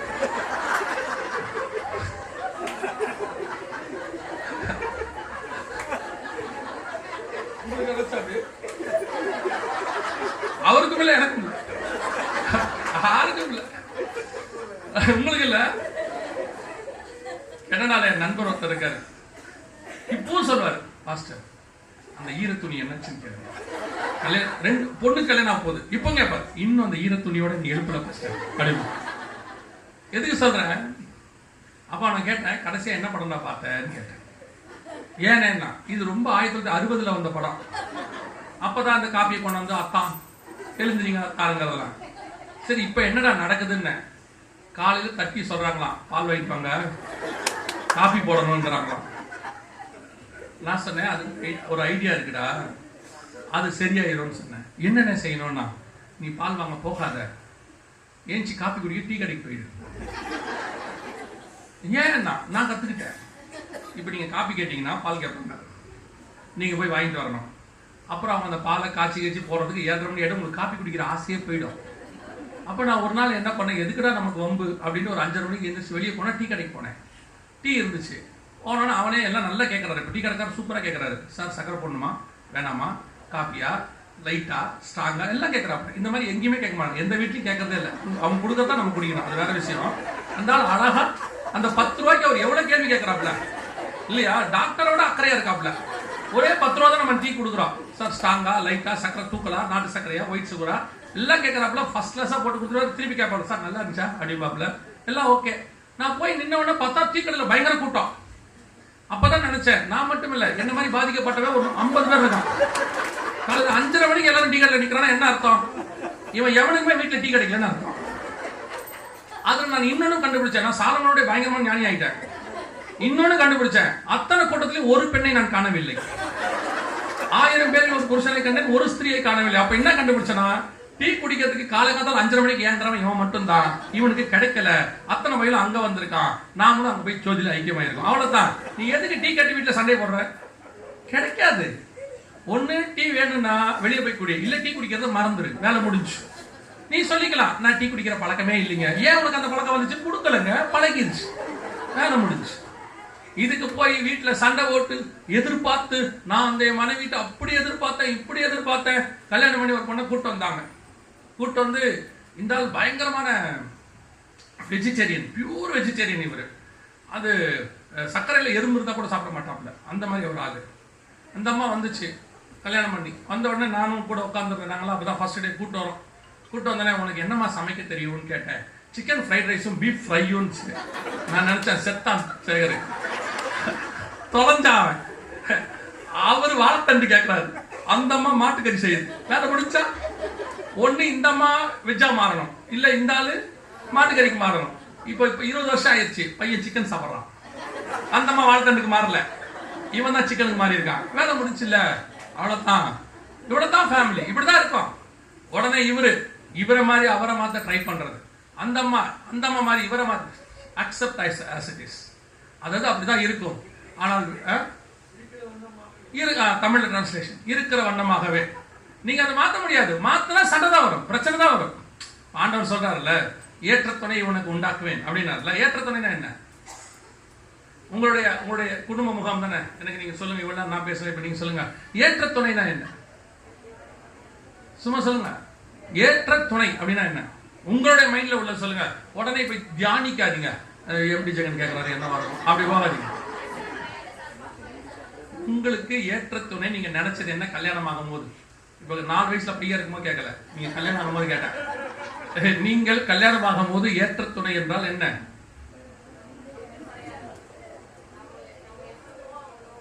அதான் ஏற்ற துணை. நீங்க கல்யாணம் ஆகும் போது அப்படிதான் வந்தீங்களா? அவர் நோ சொல்ல போறாரு, நான் எஸ் சொல்ல போறேன், அப்படிதான். உங்க அப்பா அம்மா அப்படிதான் இருந்தாங்களா? தலைமுறையா போயிட்டு இருக்கு போலியே இது. சரி, ஓகே. இல்ல எல்லா வீட்லயுமே அப்படித்தாம்மா. எல்லா வீட்லயுமே அம்மா தான் அதிகம் பேசுறது, அப்பா பேசுறதே இல்லை. சில அப்பாலாம் உண்மையா ஆயிட்டான், பேச்சே வரதில்லை இப்ப அவனுக்கு.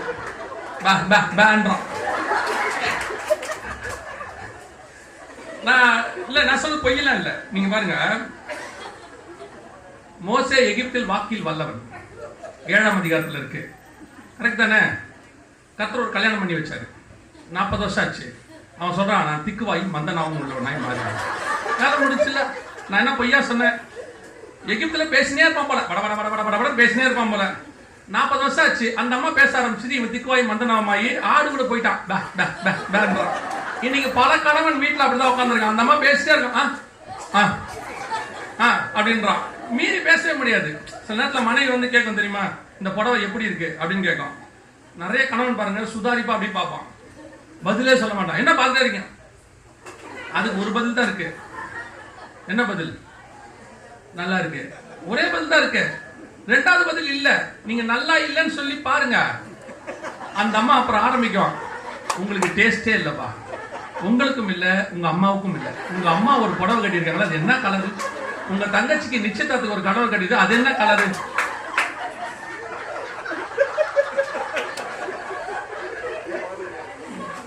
பாதிக்கப்பட்ட சமுதாயம் இல்ல, நிஜம்தான். அந்த அந்த அம்மாவோட டேஸ்டுக்கு நீங்க மட்டும் சஜஷன் சொல்லிட்டீங்கன்னா, இது என்ன கலரு, சக்கரை மிட்டாய் கலர்னு கேட்டீங்கன்னா, அந்த அம்மா அதுக்கப்புறம் 10 நிமிஷம் பேசும். அதுக்கப்புறம் நீங்க சஜஷன் சொல்றதே மறந்துடுவீங்க. இப்ப பாதி கணவன் புடவை கொண்டு வரும்போதே சொல்றான், ரொம்ப நல்லா இருக்குமா. நீங்க பிரிச்சே பார்க்கலையா, நல்லா இருக்கு விட்டுருமா. இப்படி என்ன பதிலா தானே இருக்கு, இவ்வளவுதானே. எதுக்கு இப்ப பிரிச்சு பார்த்து நீ ஒண்ணு கேள்வி கேட்டு நான் ஒரு பதில் சொல்லி எப்படி இருக்கும்? என் ஒய்ஃப் ஒரு நாள் வந்து சொன்னாங்க, உங்களுக்கு செலக்டே பண்ண தரலன்னாங்க, இன்னைக்கு மட்டும்தான் நீ உண்மையை பேசியிருக்கேன்னு. எப்படி சொல்றீங்க? நான் செலக்ட் பண்ணது ஒன்னே ஒன்று தான், 20 வருஷத்துக்கு முன்னாடி.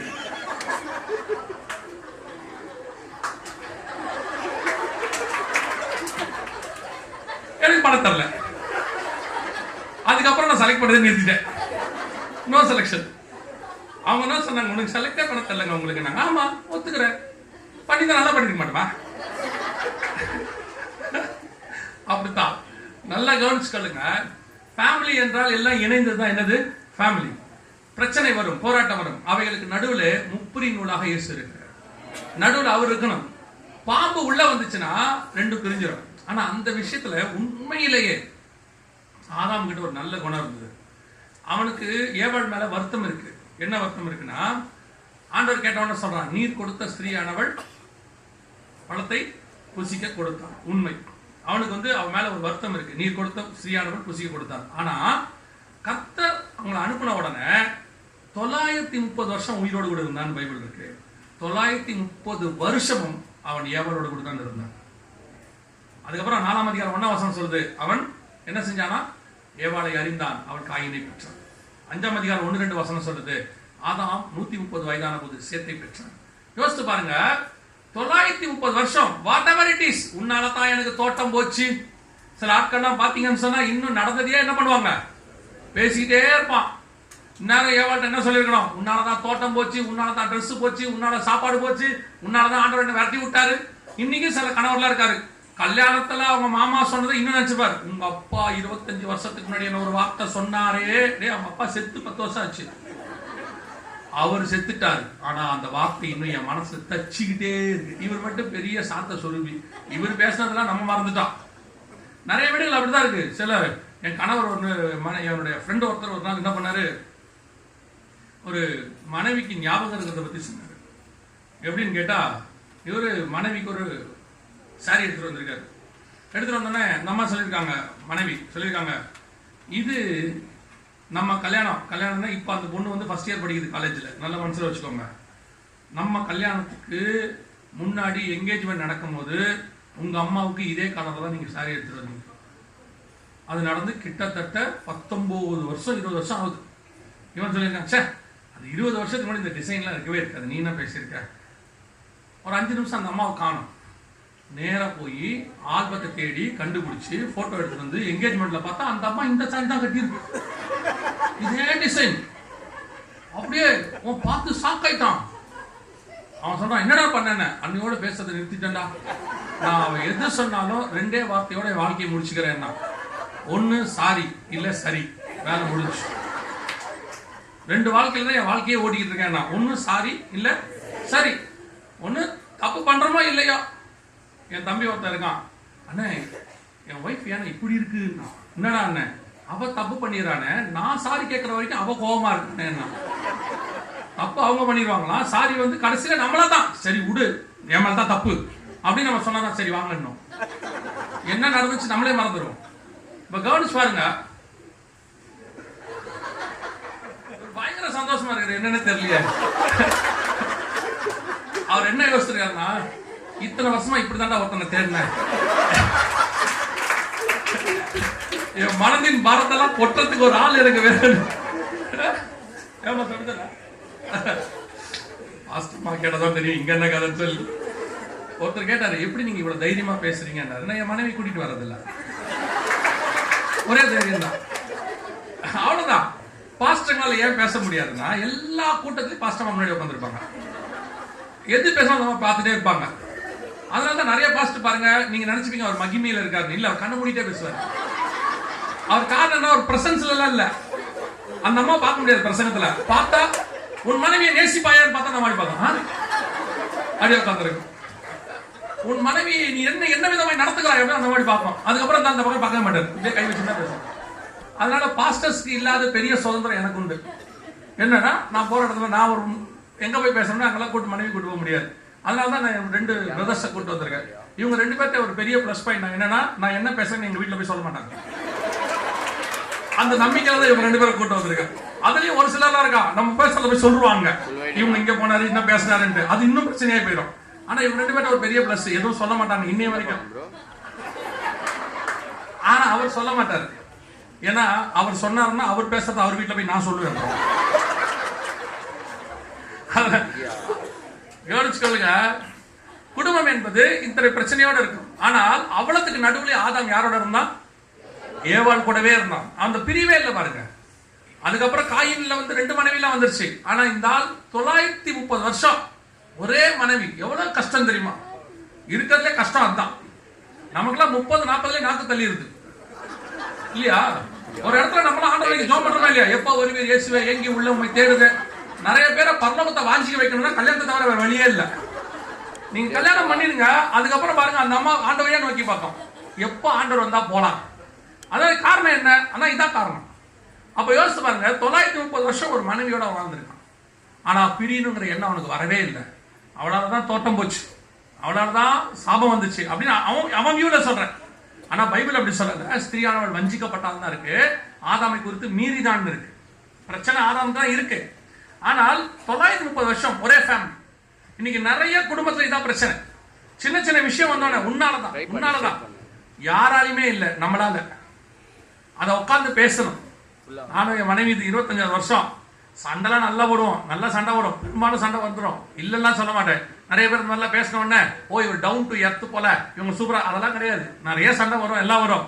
ஆனா ஒண்ணு மட்டும் நாங்க டிசைட் பண்ணி வச்சிருக்கோம், என்னவா இருந்தாலும் சரி ஒருமித்து குடும்பம் நடத்தணும், அவ்வளவுதான். கல்யாணத்துக்கு முன்னாடி 1000 தடவை யோசிக்கலாம், கல்யாணத்துக்கு அப்புறம் ஒரு தடவை கூட யோசிக்க கூடாது. கல்யாணத்துக்கு முன்னாடி 1000 தடவை பார்த்துங்க. சில ஆட்கள்லாம் 10 பொண்ணு 100 பொண்ணு பாக்குறான். அவன் பார்த்து 101வது கல்யாணம் பண்றான்ல, அதுக்கப்புறம் யோசிப்பான் அந்த முதல்ல உள்ளதே பார்த்துக்கலாமோ அப்படிங்கிறான். No chance. ஆண்டவர் தான் ஃபர்ஸ்ட் ஒரு சான்ஸ் கொடுத்தாரு, விட்டாச்சு. இப்ப என்ன கிடைச்சிச்சோ 22 23 வயசுல கல்யாணம் பண்ணிக்கிறியான்னு கேட்போம். அது சொல்லுவாங்க 1 இயர் போகட்டும், பார்க்குறேன், மாப்பிள்ளை அமெரிக்காவில் இருக்கணும், இப்படி சொல்லிட்டே வரும். 35 40 ஆயிரும், இப்படி தள்ளிட்டே வந்துடும். 40ல சொல்லும் யாரா இருந்தாலும் பரவாயில்ல, கர்த்தர் கொடுக்கிறவனை ஏற்றுக்கொள்ள, எனக்கு இதுக்கப்புறம் வழியும் இல்லை. அதுக்கு 22லயே இதை சொல்லியிருந்தா அப்படியே ஆண்டவர் கொடுத்துருப்பாருல்ல. சில ஆட்கள் அப்படித்தான், எனக்கு இவரு தான் வேணும், இன்னார் வேணும், இவ்வளவு உயரமா இருக்கணும், இவ்வளவு சோப்பா இருக்கணும், இவ்வளவு முடி வச்சிருக்கணும், சுருட்ட உரமா சொல்லி சுருட்டே முடி இருக்கணுமா? எங்க போய் நம்ம சுருட்டி கூட்டின்னு வர்றது? முடி இருக்கேன்னு சந்தோஷப்பட்டு போயிட வேண்டியது தானே. ஒருத்தர் அப்படிதான் கல்யாணம் பண்ணி கூட்டு வந்தாரு. முடி இந்த பின்பாதம் வரைக்கும் அப்படி நீளமா இருக்கணும்னு கல்யாணம் பண்ணி கூட்டு வந்தாரு. 6வது மாசம் டைஃபாய்டு வந்துச்சு, முடி கொட்டிடுச்சு. இப்ப என்ன பண்றது? அதனால கர்த்தர் கொடுக்கறத ஜபத்தோட வாங்கி கல்யாணத்துக்கு முன்னாடி எத்தனை தடவை வேணா யோசிங்க, கல்யாணத்துக்கு அப்புறம் என்ன செய்யக்கூடாது? ஒரு தடவை கூட யோசிக்க கூடாது.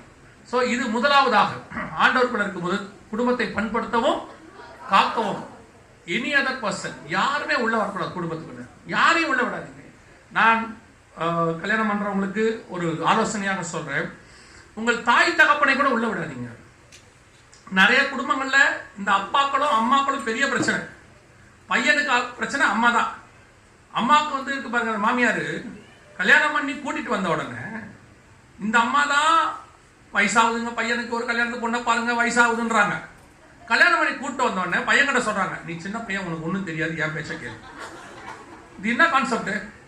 வந்தோடனே இந்த அம்மாவுக்கு என்ன தெரியுமா, பெரிய நிர்மலா சீதாராமன் மாதிரி மத்திய அமைச்சர், மொத்த பணமும் நம்ம கையில இருக்கிற மாதிரி அந்த அம்மாவுக்கு.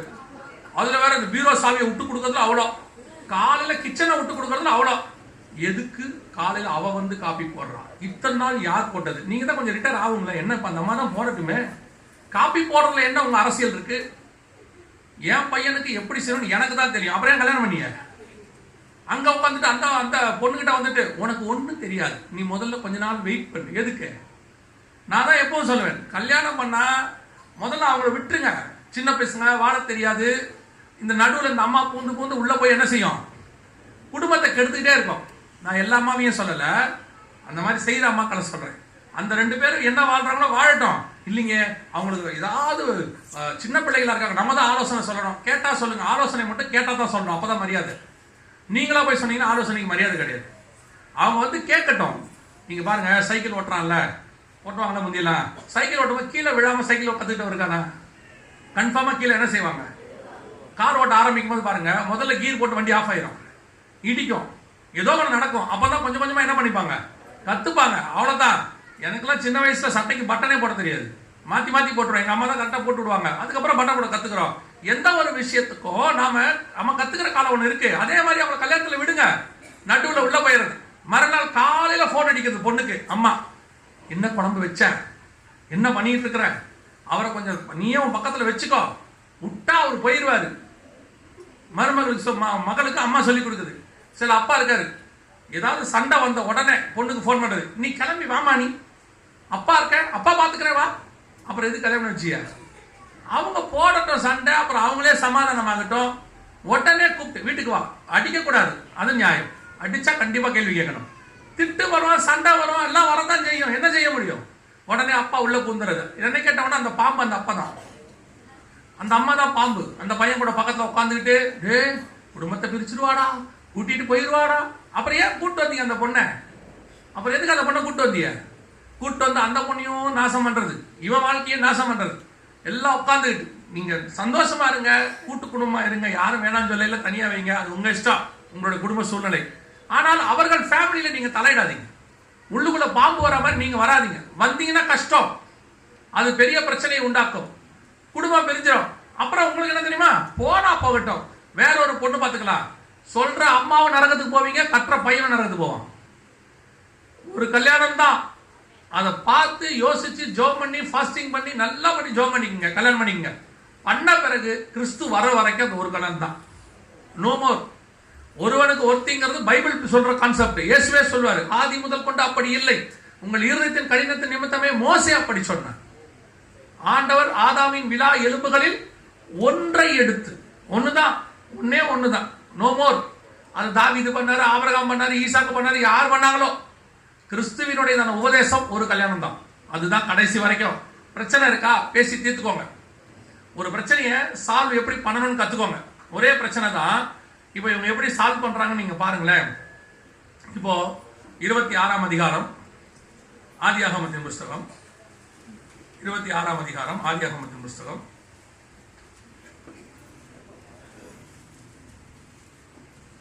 இந்த பிரச்சனை இப்ப நீங்க எப்படி சால்வ் பண்ணுவீங்கன்னு சொல்லுங்க.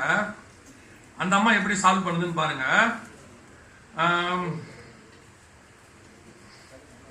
15 வாசிங்க பார்ப்போம். 14, 15, 26, 16, 15.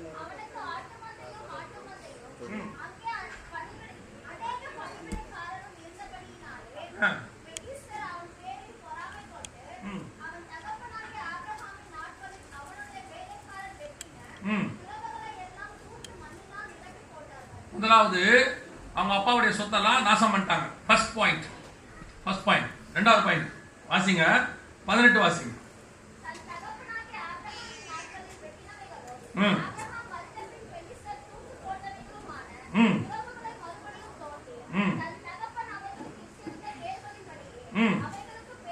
இப்ப திருப்பி அதை எல்லாத்தையும் ரீசெட் பண்ணி கொண்டாந்துட்டார். 20வது வசனம்.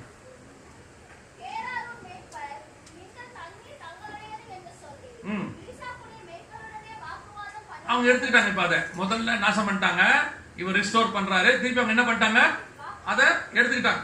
இப்ப நல்லா கவனிங்க, அவங்க அப்பாவுடைய காரியங்களை எடுத்துக்கிட்டாங்க, தூர்த்து போட்டாங்க, இவந்தையும் எடுத்துக்கிட்டாங்க, இவன் தோண்டதையும் எடுத்துக்கிட்டாங்க. இப்போ இவ்வளத்தையும் ஒரு ஒரு கூட்டம் செஞ்சா கூட இருக்கிற மனைவி எப்படி ஹேண்டில் பண்ணுவீங்க? இத அத்தனையும் ஈசாக்குக்கு செய்யறாங்க. செய்யும் போது கூட இருக்கிற நீங்கள் மனைவியாக இருந்தால் என்ன செய்வீங்க? இதுக்கு சும்மா சொல்லுங்க. இப்போ உங்க மாமனார் வீட்டு சொத்தை எல்லாத்தையும் உங்க கணவரை ஏமாத்தி எடுத்துக்கிட்டாங்க. உங்க கணவருடைய தங்கச்சி வந்து வாங்கிட்டு போயிட்டாங்க. இப்ப நீங்க என்ன பண்ணுவீங்க உங்க கணவரை பார்த்து? சும்மா சொல்லுங்க. கோர்ட்ல கேஸ் போட்டுருவீங்க. Very good. அடுத்து உங்க கணவர் சம்பாதிக்கிறாரு. கணவர் சம்பாதிச்சு அவர் ஒரு வீடு கட்டுறாரு. அதை வந்து பக்கத்து வீட்டுக்காரரோ இல்ல உங்க கணவருடைய அண்ணனோ எடுத்துட்டு போயிட்டாரு. இப்ப என்ன பண்ணுவீங்க? இல்ல அதெல்லாம் இருக்கட்டும், உங்க வீட்டுக்காரரை பார்த்து என்ன சொல்லுவீங்க? இன்சவாய். பெர்ஃபெக்ட். அவங்க உண்மையை சொன்னாங்க, நீங்க தான் சொல்லல, அவ்வளவுதான் விஷயம். அவங்களால கரெக்டா அந்த சகோதரி உண்மையை ஒத்துக்கிட்டாங்க. இல்ச்சவாயி எதுக்கு லாய்க்கு இல்ல, சாதுரியம் இல்ல, உங்களை ஏமாத்தி உங்க தங்கச்சி வாங்கிட்டு போயிடுது. என்னப்பா நீங்க இப்படி இருந்தா எப்படி நம்ம பிழைக்கிறது? நமக்கு 2 பிள்ளைகள் இருக்கு, ஈசாக்கு ஏசா யாக்கோபுன்னு. நீங்க இப்படியே கேட்பீங்களா மாட்டீங்களா? அந்த அம்மா ஒரு வார்த்தை கேட்கல பாருங்க. ரெபேக்கா ஒரு வார்த்தை கேட்டாலும் இருக்கா? இல்ல. அப்படியே யோபின் புஸ்தகத்துக்கு வாங்க, 2ஆம் அதிகாரத்துக்கு வாங்க. 9வது வசனம் 10வது வசனம் வாசி. 9 மட்டும் வாசி.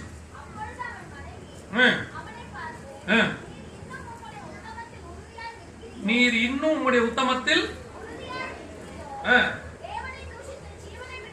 இதா 2 பேர், 2 வகையான மனைவி. இந்த அம்மா என்ன சொல்லுச்சு? இப்போ இதே இஷ்யூ தான்.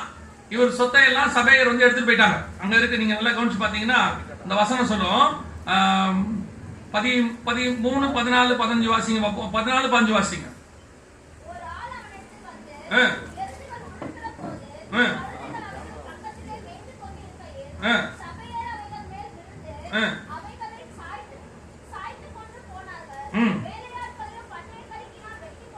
இப்ப எல்லாத்தையும் தூக்கிட்டு போயிட்டாங்க. அடுத்து வானத்திலிருந்து அக்கினி இறங்கி எல்லாத்தையும் சுட்டரிச்சு போட்டுருச்சு. இப்படி 17வது வசனம். பவுஞ்சு பவுஞ்சாக ஒட்டங்கள் மேல் விழுந்து அவர்களை ஓட்டி கொண்டு போனார்கள். இன்னொருத்தர் சொல்றான், கல்தேயர் வந்து எடுத்துட்டு போயிட்டாங்க அப்படின்றான். இப்ப இந்த அம்மா என்ன சொல்லுது? ஒண்ணு கல்தையர் வந்து ஒட்டகத்தை ஓட்டிட்டு போயிட்டான், சபையர் வந்து ஆடு மாடுகளை ஓட்டிட்டு போயிட்டான். இப்ப இந்த அம்மா சொல்லுது, இன்னும் நீருடைய உத்தமத்தில் உண்மையா இருக்கிறீரோ, தேவனை தூஷித்து. ரெண்டும் ஒரே சம்பவம் தான், ஒரே விஷயம் தான். அங்க அபிமெலேக்கு வந்து எல்லாத்தையும் எடுத்து போயிட்டா, இங்க கல்தேயரும் சபையரும் வந்து எடுத்து போயிட்டாங்க. ஆனால் இந்த இடத்துல இந்த அம்மா சொன்னது, தேவனை தூஷித்து ஜீவனை விடும். அங்கே ரெபெக்காள் வாயே திறக்கல, வாயே திறக்கல. அதனாலதான் ரெபெக்காளுக்கு பேரு மகா ரூபவதி. இந்த அம்மாவுடைய பேர் கூட பைபிள்ல இல்லை, யோபு பேர் கூட இல்லை. ஒரு விஷயத்தை ஹேண்டில் பண்ற விதம், குடும்பத்தில் பிரச்சனை வரும், குறைவுகள் வரும், சில நேரத்தில் நஷ்டம் வரும். வரும்போது நம்ம என்ன சொல்றோம், அந்த நேரத்தில் எப்படி ஹேண்டில் பண்றோம் தான் முக்கியம். நஷ்டம்ங்கிறது நம்மளோட தானே தப்புல மட்டும் வர்றது இல்ல, வஞ்சகத்தினால கூட வரும், யாராவது ஏமாத்தினால வரும். இப்ப தாவீதை ஏமாத்தி அப்சலோம் எடுத்துட்டு போயிட்டான். இப்ப என்ன செய்யலாம்?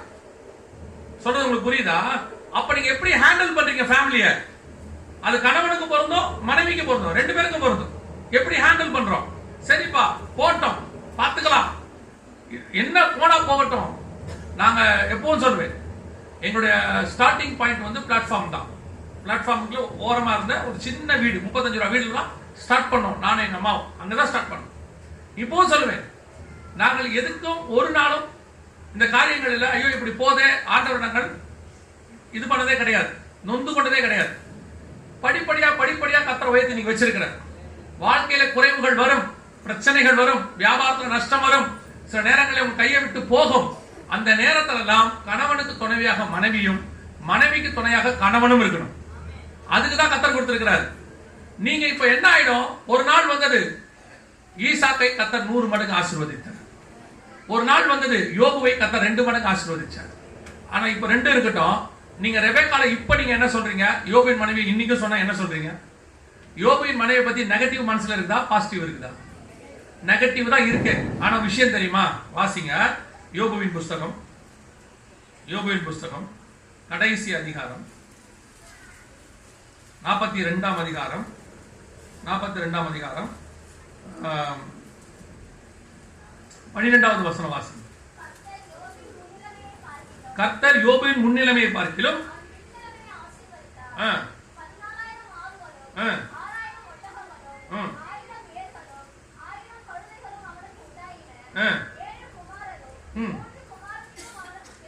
யார் கூட? அதே மனைவியோட தான். அப்ப அந்த அம்மா அவனை விட்டு என்ன செய்யல, போகல. இப்ப யோபுவின் சரீரம் எப்படி இருந்துச்சு? 2ஆம் அதிகாரம் சொல்லுது, யோபுவின் சரீரம் தலை முதல் கால் வரைக்கும் எப்படி இருந்துச்சாம்? 7வது வசனம் 2:7 வாசிங்க.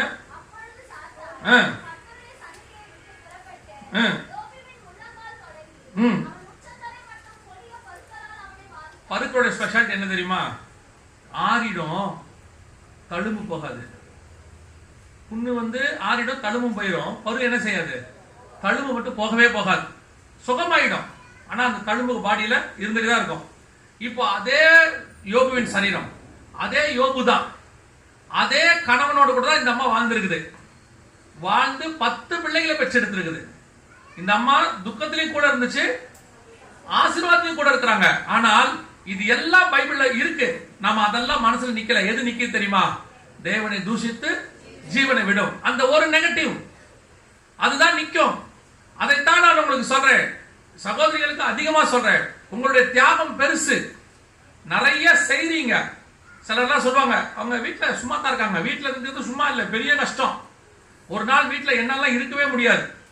9 to 5 இருந்தனா கதை முடிச்சு. எனக்கு நீங்க போய் எடுத்து பாருங்க, கொரோனா நேரத்துல அதிக டிவோர்ஸ் எப்ப நடந்திருக்குன்னா ஒர்க் ஃப்ரம் ஹோம்ல தான் நடந்திருக்கு. இல்ல, ஆண்டவருடைய டிசைன் அது. ஆண்டவரே சொன்னாரு, காலையில் பண்ணை வீட்டுக்கு புறப்படுவான், மாலையில் திரும்புவான். 104 சங்கீதத்துல இருக்கு, 18 முதல் 20 வசனத்துல. காலையில கணவன் வேலைக்கு என்ன செஞ்சிடணும், போயிடணும், சாயங்காலம் தான் வரணும். அவன் வீட்டிலே இருந்தானா தொலைஞ்சான். அதுக்குதான் ஆண்டவர் டிசைன் அப்படிதான் பண்ணி வச்சிருக்காரு. காலையில போயிரு. இல்ல இருக்கு, நிஜமா தான் வாசிச்சு பாருங்க இந்த வசனத்தை. கொஞ்சம் பேர் சந்தேகமா பாக்குறாங்க, அப்படியா அப்படின்னு. 104 சங்கீதம் 104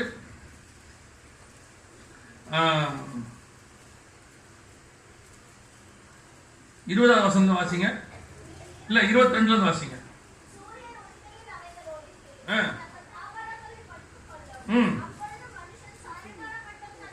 தன் வேலைக்கும் அவன் காலையில கிளம்பிடுவான், சாயங்காலம் வரைக்கும் வேலைக்கு போயிடுவான். அதுதான் இன்னை வரைக்கும் மெயின்டைன்.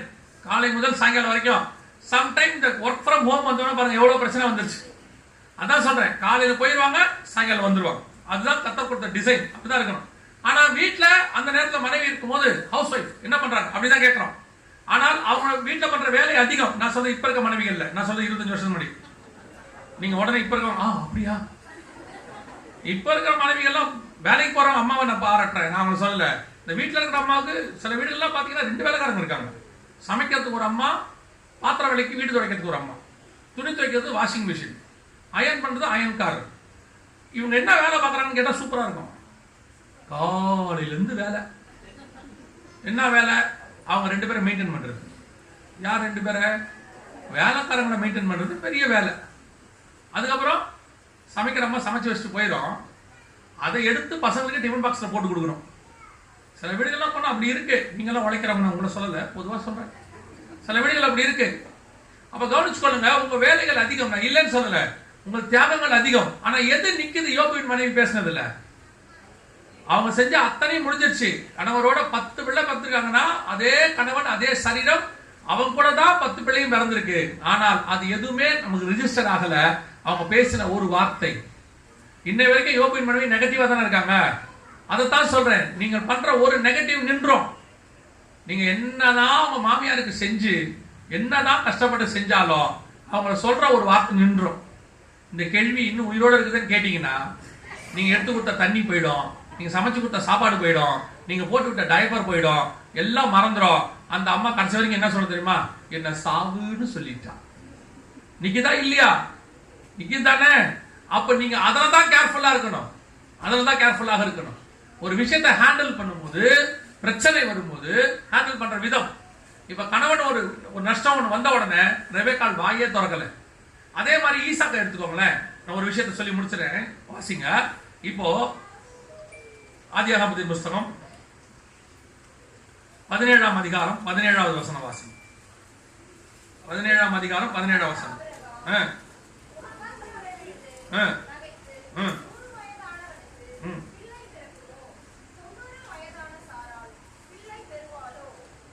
இப்ப குழந்தை பிறக்கல, மனைவிக்கும் இவனுக்கும் குழந்தை பிறக்காதுன்னு தெரிஞ்சிருச்சு. இப்ப சாராளுக்கு குழந்தை பிறக்கணும் கர்த்தர் சொல்றாரு. ஆபிரகாம் என்ன பண்ணாரு? நகைத்து சிரிச்சாரு. அவளுக்கு போய் குழந்தை பிறக்கணுன்றாரு. கர்த்தர் சொல்றாரு பிறக்கணும். ஆபிரகாம் என்ன பண்றாரு? நகைத்து. அடுத்த வசனம் வாசிங்க. ஆதியாகமத்தின் புஸ்தகம் 30ஆம் அதிகாரம் 2வது வசனம் வாசிங்க. 2வது வசனம்.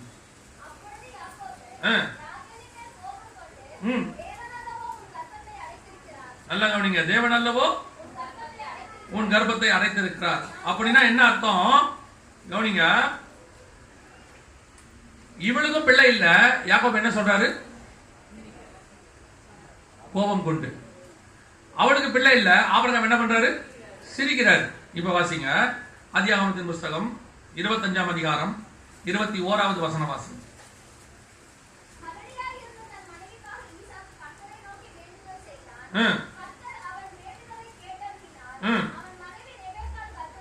இதான் கணவர்களுக்குள்ள டிஃபரன்ஸ். மனைவிகளுக்குள்ள டிஃபரன்ஸ் பார்த்தோம்ல, இது கணவனுக்குள்ள டிஃபரன்ஸ். மனைவிக்கு ஒரு பலகீனம் இல்ல, மனைவியால ஒரு விஷயம் நடக்கல, அல்லது மனைவி வீட்டுல ஒரு பிரச்சனைனா நீங்க எப்படி ஹேண்டில் பண்ண போறீங்க?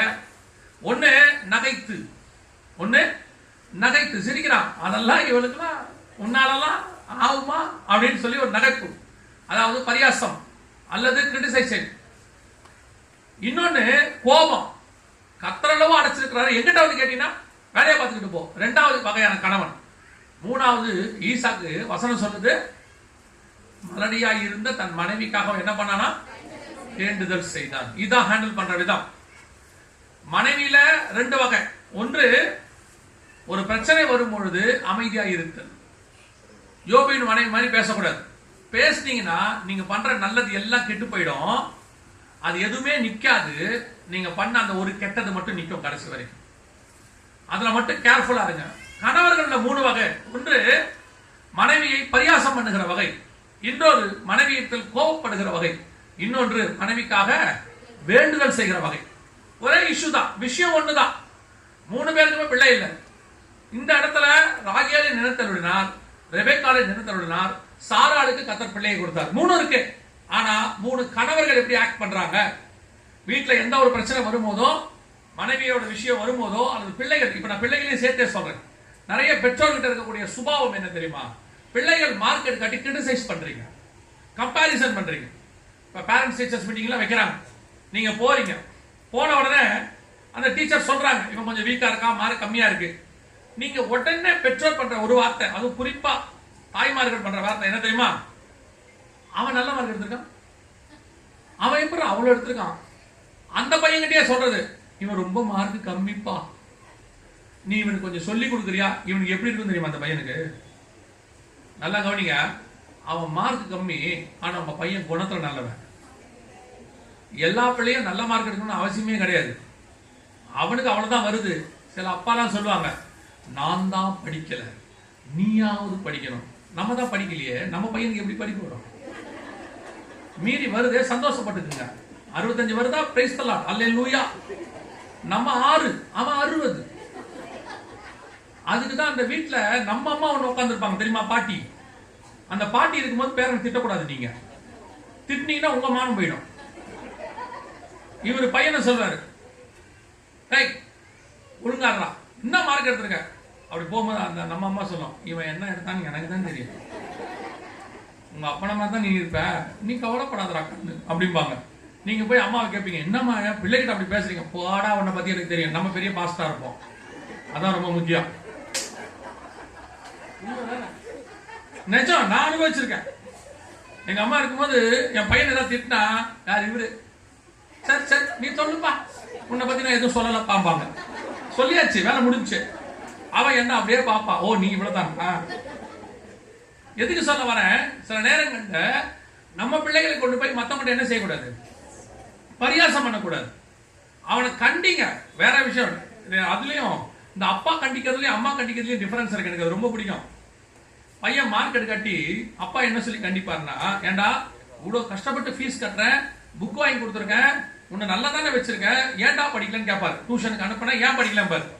அம்மா கேட்கும்போது சூப்பரா இருக்கும். அது ஏண்டா வடிச்சு வடிச்சு கொட்டினு நல்லா திண்ணிய சாப்பாட்டுக்கே வழி இல்லாத அந்த பையன் அவ்வளவு மார்க் எடுத்திருக்கிறானே, உனக்கு என்னடான்னு கேக்குறீங்க. உங்களுக்கு இன்னும் புரியல, சாப்பாட்டுக்கும் மார்க்குக்கும் சம்பந்தமே இல்லைன்னு உங்களுக்கு இன்னும் புரியல.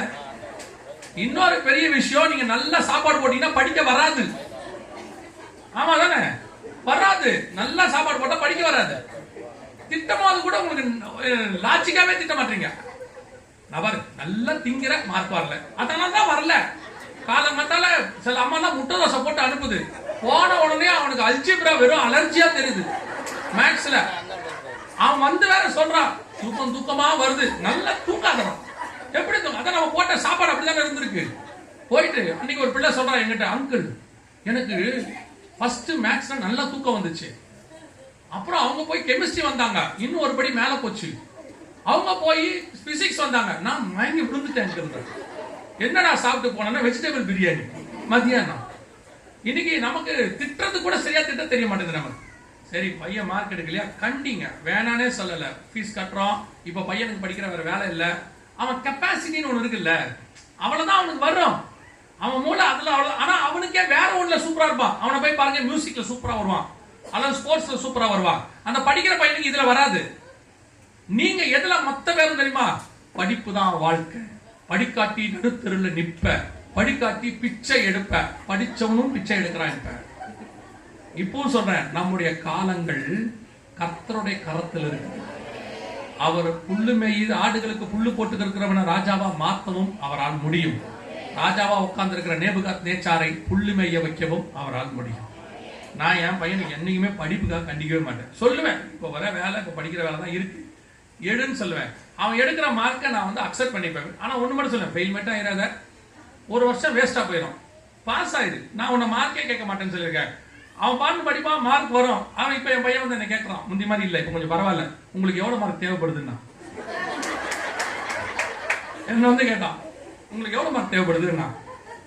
எனக்கு எதுக்குடா மார்க்கு இல்ல இல்ல, உங்க கூட வர ஆளுங்களை கேட்பாங்கடா, பையன் என்ன மார்க் எடுத்தான்னு நீங்க சொல்லணும்ல, உங்களுக்கு எவ்வளவு தேவைப்படுதுன்னா. எனக்கு அந்த மாதிரிலாம் சரி விடுங்க பாத்துக்கலாம் அப்படின்ட்டு போயிட்டான். ஒரு நாள் கூப்பிட்டு சொன்னேன், டேய் படிக்காம உட்காந்துருக்கியடா, எக்ஸாம் வேற வரப்போகுது, சீக்கிரம் படிடா அப்படின்னு. இல்ல ஆண்டவர் வரேன்னு சொல்லியிருக்காரு. அவன் சொன்னான், ஒருவேளை எக்ஸாமுக்கு முன்னாடி நீங்க தான் பிரசங்கத்தை சொன்னீங்க, ஒருவேளை ஆண்டவர் நாளைக்கு வந்துட்டாருன்னா நம்ம படிக்கிறது வேஸ்ட் தானப்பா. நான் சொன்னேன், டே ஒருவேளை வரலன்னா என்னடா பண்ணணும், அவிசுவாசமா பேசாதீங்கப்பா. கோலியாத்தின் பட்டயத்தை எடுத்து கோலியாத்தை வெட்டுற மாதிரி நம்ம மெசேஜ் எடுத்து நமக்கிட்டே சொல்றோம். கவனிங்க, படிக்கிறது நல்லது, நான் இல்லைன்னே சொல்லுங்க. ஒவ்வொரு பிள்ளைகளுக்கும் ஒரு கெப்பாசிட்டி இருக்கும். ஒன்றுக்கு மேக்ஸ் வரும், ஒன்றுக்கு சயின்ஸ் வரும், சிலதுக்கு சயின்ஸ் வராது, காமர்ஸ் வரும், சிலதுக்கு எதுவுமே வராது, ஸ்போர்ட்ஸ் வரும். எது வருதோ அதை விடுங்க. ஆனா பிள்ளைகளுக்கு என்ன பண்ணிடாதீங்க, மற்றவங்ககிட்ட கம்பேர் பண்ணி இது பாரு அதை வச்சுக்கிட்டே சொல்லுவாங்க. அதுவும் பொம்பளை பிள்ளைங்க சொன்னீங்கன்னா ரொம்ப கோவம் வரும். கூட படிக்கிற ஃப்ரெண்ட்ஸ் கிட்ட, ஏமா இவன் மட்டும் இப்படி இருக்கா, இதை நீங்க போய் அவங்க அம்மாட்ட தான் கேட்கணும். எந்த பொம்பளை பிள்ளைங்க நம்ம வீட்டுக்கு வரும்போது, ஆன்டி நான் வேணா பெருக்கி கொடுத்துட்டுமாங்களோ, உங்களுக்கு எப்படி இருக்கும் தெரியுமா, நம்ம அப்படித்தானே பண்ணோம். உடனே அந்த அம்மா அந்த பிள்ளை வீட்டுக்கு வரும்போது எவ்வளவு பெருக்கி கொடுக்குறேன்னு சொல்லுது தெரியுமா, நீ இருக்கிய. அந்த அம்மா போய் கேட்கணும், உங்க பொண்ணு எங்க வீட்டுக்கு வரும்போது பெருக்கியெல்லாம் கொடுத்தா அந்த அம்மா ஆச்சரியம், யாரு என் பொண்ணா பெருக்குனானா, என் வீட்டுல தொடப்ப எங்க இருக்குன்னு அவளுக்கு தெரியாத. நிஜம்தானே. நான் சில வீட்டுக்கு போவேன், அந்த பையன் அப்படியே அமைதியா உட்காந்துருப்பான். போனவொடனே பிரைஸ் தி லார்ட் அப்படின்ட்டு உட்காந்துருப்பான். நான் ஆச்சரியமா கேட்பேன், பையன் நல்லா அமைதியா இருக்கு. அவங்க அப்பா ஷாக்காய் பாப்பாரு, யாரு அமைதியா பாஸ்டர் அவன் நடிக்கிறான், நீங்க வந்திருக்கீங்க உட்காந்துருக்கான், நீங்க இல்லாத போது அவன் வேற மாதிரி இருப்பாமா. சில நேரத்தில் நம்ம பிள்ளைகள் வெளியே போனா வேற மாதிரி இருக்கும், வீட்டுல ஒரு மாதிரி இருக்கும். அதனால எல்லா பிள்ளைகளோட உங்க பிள்ளைகள் என்ன செய்யாதீங்க, கம்பேர் பண்ணாதீங்க. கம்பேர் பண்ணி அது சரியா இருக்கு இது சரியா இருக்கு ஆலோசனை சொல்லுங்க, கடிந்து கொள்ளுங்க, இல்லைன்னு சொல்லல. பரியாசம் பண்ணாதீங்க. சிலதான் கோபத்துல யூஸ் பண்ணக்கூடாத வார்த்தையெல்லாம் யூஸ் பண்றாங்க. இந்த காலத்துல பிள்ளைங்க ரொம்ப சென்சிட்டிவா இருக்கு. இந்த 3 தகப்பன்மார்ல 3 கணவன்கள்ல ஈசாக்க மெயின்டைன் பண்ணுங்க. அவன் வேண்டுதலை நான் சொல்லுவேன், உங்கள் ஜெபம் உங்கள் பிள்ளைகளை மாற்றும். ஞானம் குறைவா இருந்தா கர்த்தரிடத்துல கேளுங்கள், யாவருக்கும் சம்பூர்ணமாய் கொடுக்கிறவர் உங்கள் பிள்ளைக்கும் கொடுக்க வல்லமை உள்ளவராக இருக்கிறார். உங்க பிள்ளைங்க படிப்படின்னு சொல்லுங்க, கம்பேர் பண்ணாதீங்க, பரியாசம் பண்ணாதீங்க. அதே நேரத்துல கர்த்தரிடத்துல ஜெபம் பண்ணுங்க, கர்த்தர் அபிரதமாய் மாத்த வல்லமை உள்ளவராக இருக்கிறார். எவருக்கும் ஞானத்தை கொடுக்கிறவர் அவர்தான். அல்லேலூயா. குடும்பம் மிக முக்கியமானது. கர்த்தருடையது. முதலாவதாக அதை என்ன செய்ய வேண்டும், பண்படுத்த வேண்டும். இரண்டாவது அதை என்ன செய்ய வேண்டும், காவல் காக்க வேண்டும். மூணாவது பாம்பு உள்ள நுழையாதபடி அதை என்ன செய்யணும், பத்திரமா பார்த்துக்கணும். இந்த 3 காரியங்களுக்குள்ளதான் கணவன் மனைவியினுடைய வாழ்க்கை இருக்கிறது. அல்லேலூயா. நாம் ஜெபிக்க போகிறோம். எந்திரிக்கலாமா நம்ம எல்லோரும் தேவ சமூகத்துல?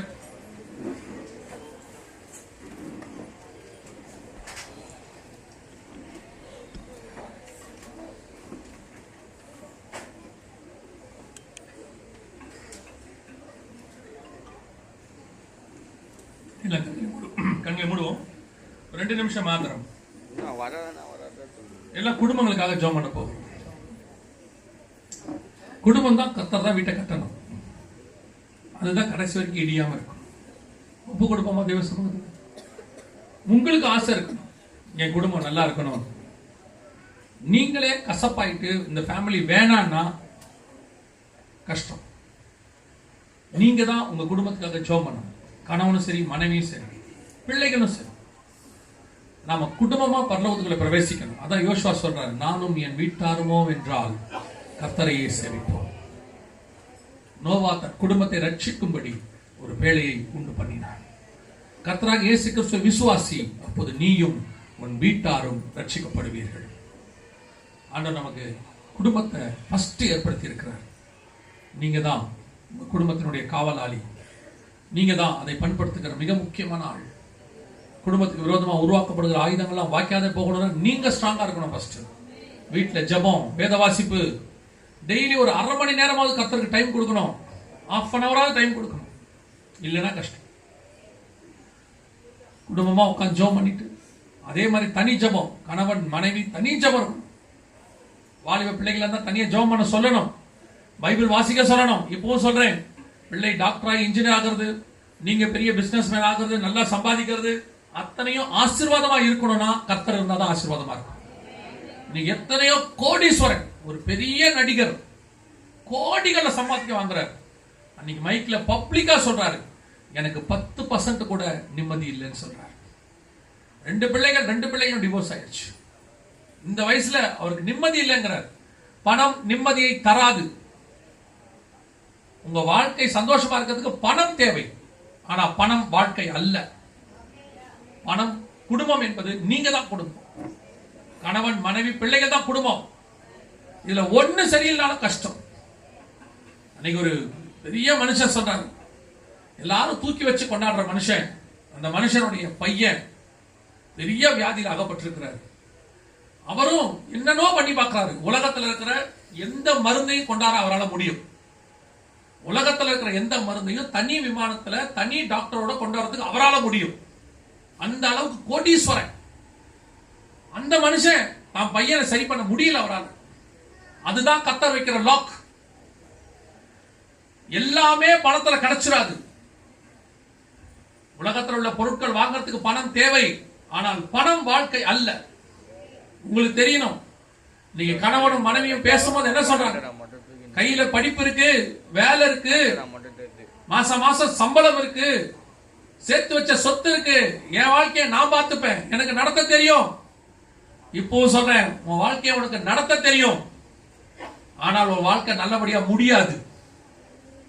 கர்த்தர் கொடுத்த குடும்பத்தோட இருக்கிறது தான் கௌரவம், அதுதான் ஆசீர்வாதம், அதுதான் பரலோகம். கர்த்தர் அப்படி ஒரு வாய்ப்பை கொடுத்திருக்கிறார்.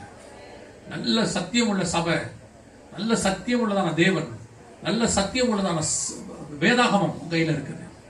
இதை கொண்டு உங்க குடும்பத்தை நடத்தி பரலோகத்துக்கு போயிருங்க. அதான் ரொம்ப இம்பார்ட்டன்ட். ஒப்பு கொடுப்போமா?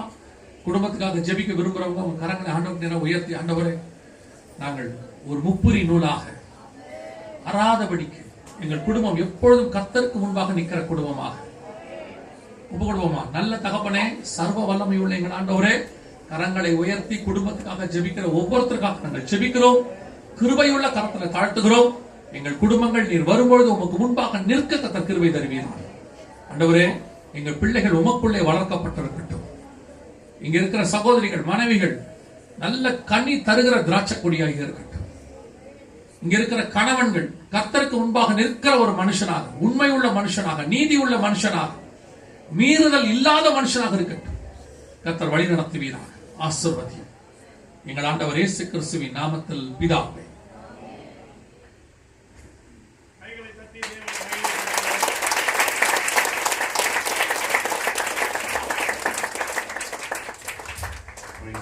நம்ம அப்படியே உட்காருவோம். இந்த ஆண்டு விழாவின் காலை பகற்கால கூட்டத்தில் நல்ல ஒரு தேவ செய்தியை நாம் கேட்டோம்.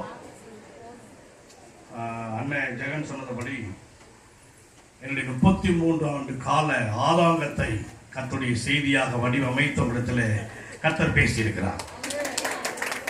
அவங்க உண்மையில சொல்லும் போது that is the prophetical word. அதெல்லாம் ரொம்ப என்ஜாய் பண்ணி தான் மெசேஜ் நான் கேட்டுட்டு இருந்தேன். உண்மையில் நாம் இந்த செய்தியின் மூலமாக திருந்துவோம், மனம் திரும்புவோம், நம்ம ஒப்பு கொடுப்போம். புதிய வருஷத்தை துவங்கும் இந்த நாட்களில் ஒரு சவாலாக வாழ்வோம். காலதாமதமாய் சபைக்கு வருவதை தவிர்ப்போம். நல்ல குடும்பம் அமைப்போம். ஆண்டவருக்கு சாட்சியாக நிறுத்துவோம். அடிக்கடி நான் சொல்றேன், சிஎஸ்ஐ பீப்புள் ரொம்ப பரவாயில்லன்னு சொல்றேன். அதை கர்த்தர் உங்க வாயிலையும் போட்டிருக்காரு. பெந்தகோஸ்தை பீப்புள் தான் ரொம்ப ஒஸ்டா இருக்காங்க அப்படின்னு சொல்லுவேன். ஸோ அதை கர்த்தர் ஒரு தீர்க்கதரிசன வார்த்தையாக நமது சபைக்கு ஆண்டவர் வெளிப்படுத்தி இருக்கிறார். மீண்டும் கரங்களை தட்டி இயேசுவின் நாமத்தினாலே வாழ்த்துக்களை நன்றி ஆண்டவருக்கு சொல்லுவோம். Praise the Lord, praise the Lord, praise the Lord. சில விஷயங்களை நான் உங்களுக்கு சொல்லி ஜெபத்திற்கு நாம் சென்று முடிப்போம். கர்த்தருக்கு மகிமை உண்டாகட்டும். இன்றைக்கு உங்கள் எல்லாருக்கும் நல்ல ஒரு சாப்பாடு ஆயத்தம் செய்திருக்கிறோம். எல்லாம் பேக்கிங் சிஸ்டம் தான். இங்கே உட்கார்ந்து சாப்பிடக்கூடிய வசதி இல்லை.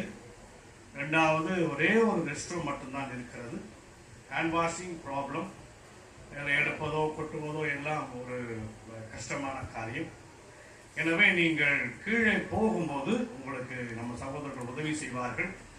இதற்காக brother John Murugan, doctor Dharani, brother Timothy Thiyagarajan, brother Idhayaraj, brother Nagaraj இவர்கள் உதவி செய்யும்படி கேட்டுக்கொள்கிறேன். கவனியுங்கள். அதே நேரத்தில் நீங்கள் கலைந்து போகும்போது இந்த வழி போக வேண்டாம், இது அடைப்பட்டு இருக்கும். நீங்கள் இந்த நேராக சென்று உங்களுடைய ஆகாரத்தை வாங்கி கொண்டு நீங்கள் அப்படியே சுற்றி கீழே இறங்கி விடுங்கள், நல்லது. ஏனென்றால் மீண்டும் நீங்கள் 5 மணிக்கு மேல் எஸ்கே மஹாலுக்கு வர வேண்டியது இருக்கும். நீங்கள் கொண்டு போய் வீட்டிலே சாப்பிட்டு சற்று ஓய்வெடுத்து மீண்டும் நீங்கள் 5 5:30க்குள்ளாக நமது விழா துவங்கும். எஸ்கே மஹாலிலே 5:30 மணிலிருந்து 7 மணி வரையிலும் சாங்ஸ் அண்ட் வர்ஷிப் எல்லாம் நடக்கும். கர்த்தருக்கு மகிமை. சரியான நேரத்திலே அண்ணன் ஜெகன் பிரசங்க கையிலே கொடுத்து விடுவோம்.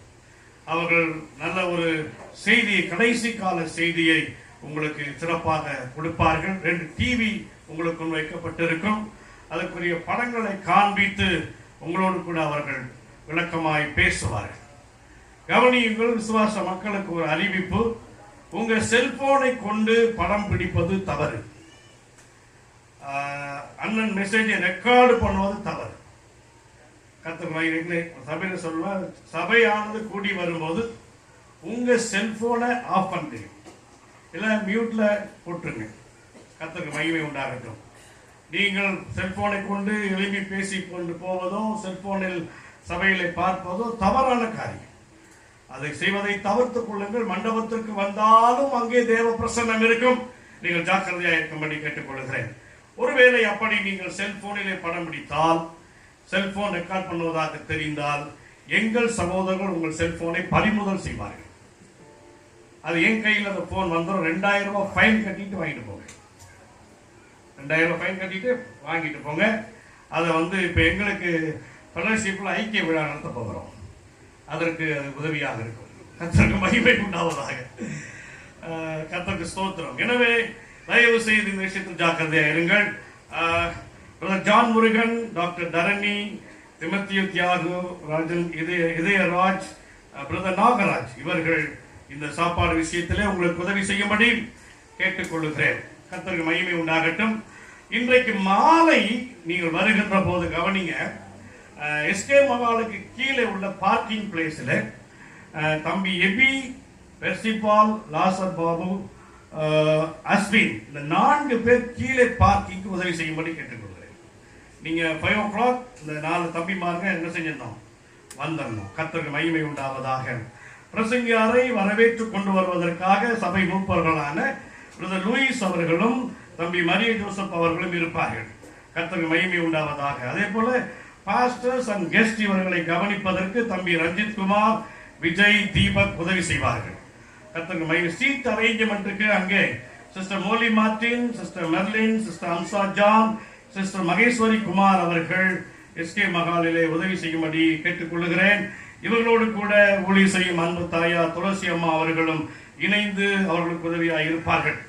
கர்த்தருக்கு மகிமை உண்டாவதாக. அதே போல வெல்கம் இல்ல girls and song sheet distribution பண்றதிலும் உங்களுடைய தலைவி, ஊழியத்தினுடைய வாலிப குழுவின் தலைவி டயனா மணிமாறன் அவர்களுக்கு ஒத்துழைப்பு கொடுக்கும்படி கேட்டுக்கொள்கிறேன்.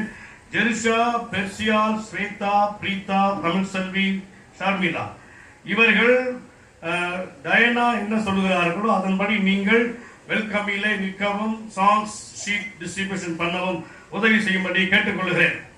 அடுத்து வருகிற மக்களுக்கு உதாரத்துவமான காணிக்கைகளை பெறுவதற்காக சிஸ்டர் மோலி மார்டின் அவருடைய தலைமையில் sister Sangeetha, sister Maheswari Kumar, sister Rukmani Arulmurugan, sister Jaya Anand, sister Glory Gowri, sister Swapna, sister Dhanam Balaji இவர்கள் சிஸ்டர் மோலி மார்டின் அவருடைய தலைமையில் காணிக்கையை எடுப்பதற்காக நிறுத்தப்படுவார்கள் என்பதையும் உங்களுக்கு அன்பாய் தெரிவித்துக் கொள்கிறேன். கர்த்தர் கிருபை நம்மில் என்றும் பெருகுவதாக. அல்லேலூயா. இன்றைய செய்தி நமக்கு ஆசீர்வாதமா இருந்து சொல்லக்கூடியவர்கள் கைகளை உயர்த்தி சொல்லாமே. கர்த்தர் எங்களோடு கூட பேசினா நாங்க இனிமே சரியா இருப்போம் சொல்லக்கூடிய கையை தட்டி ஸ்தோத்திரம் பண்ணலாமே.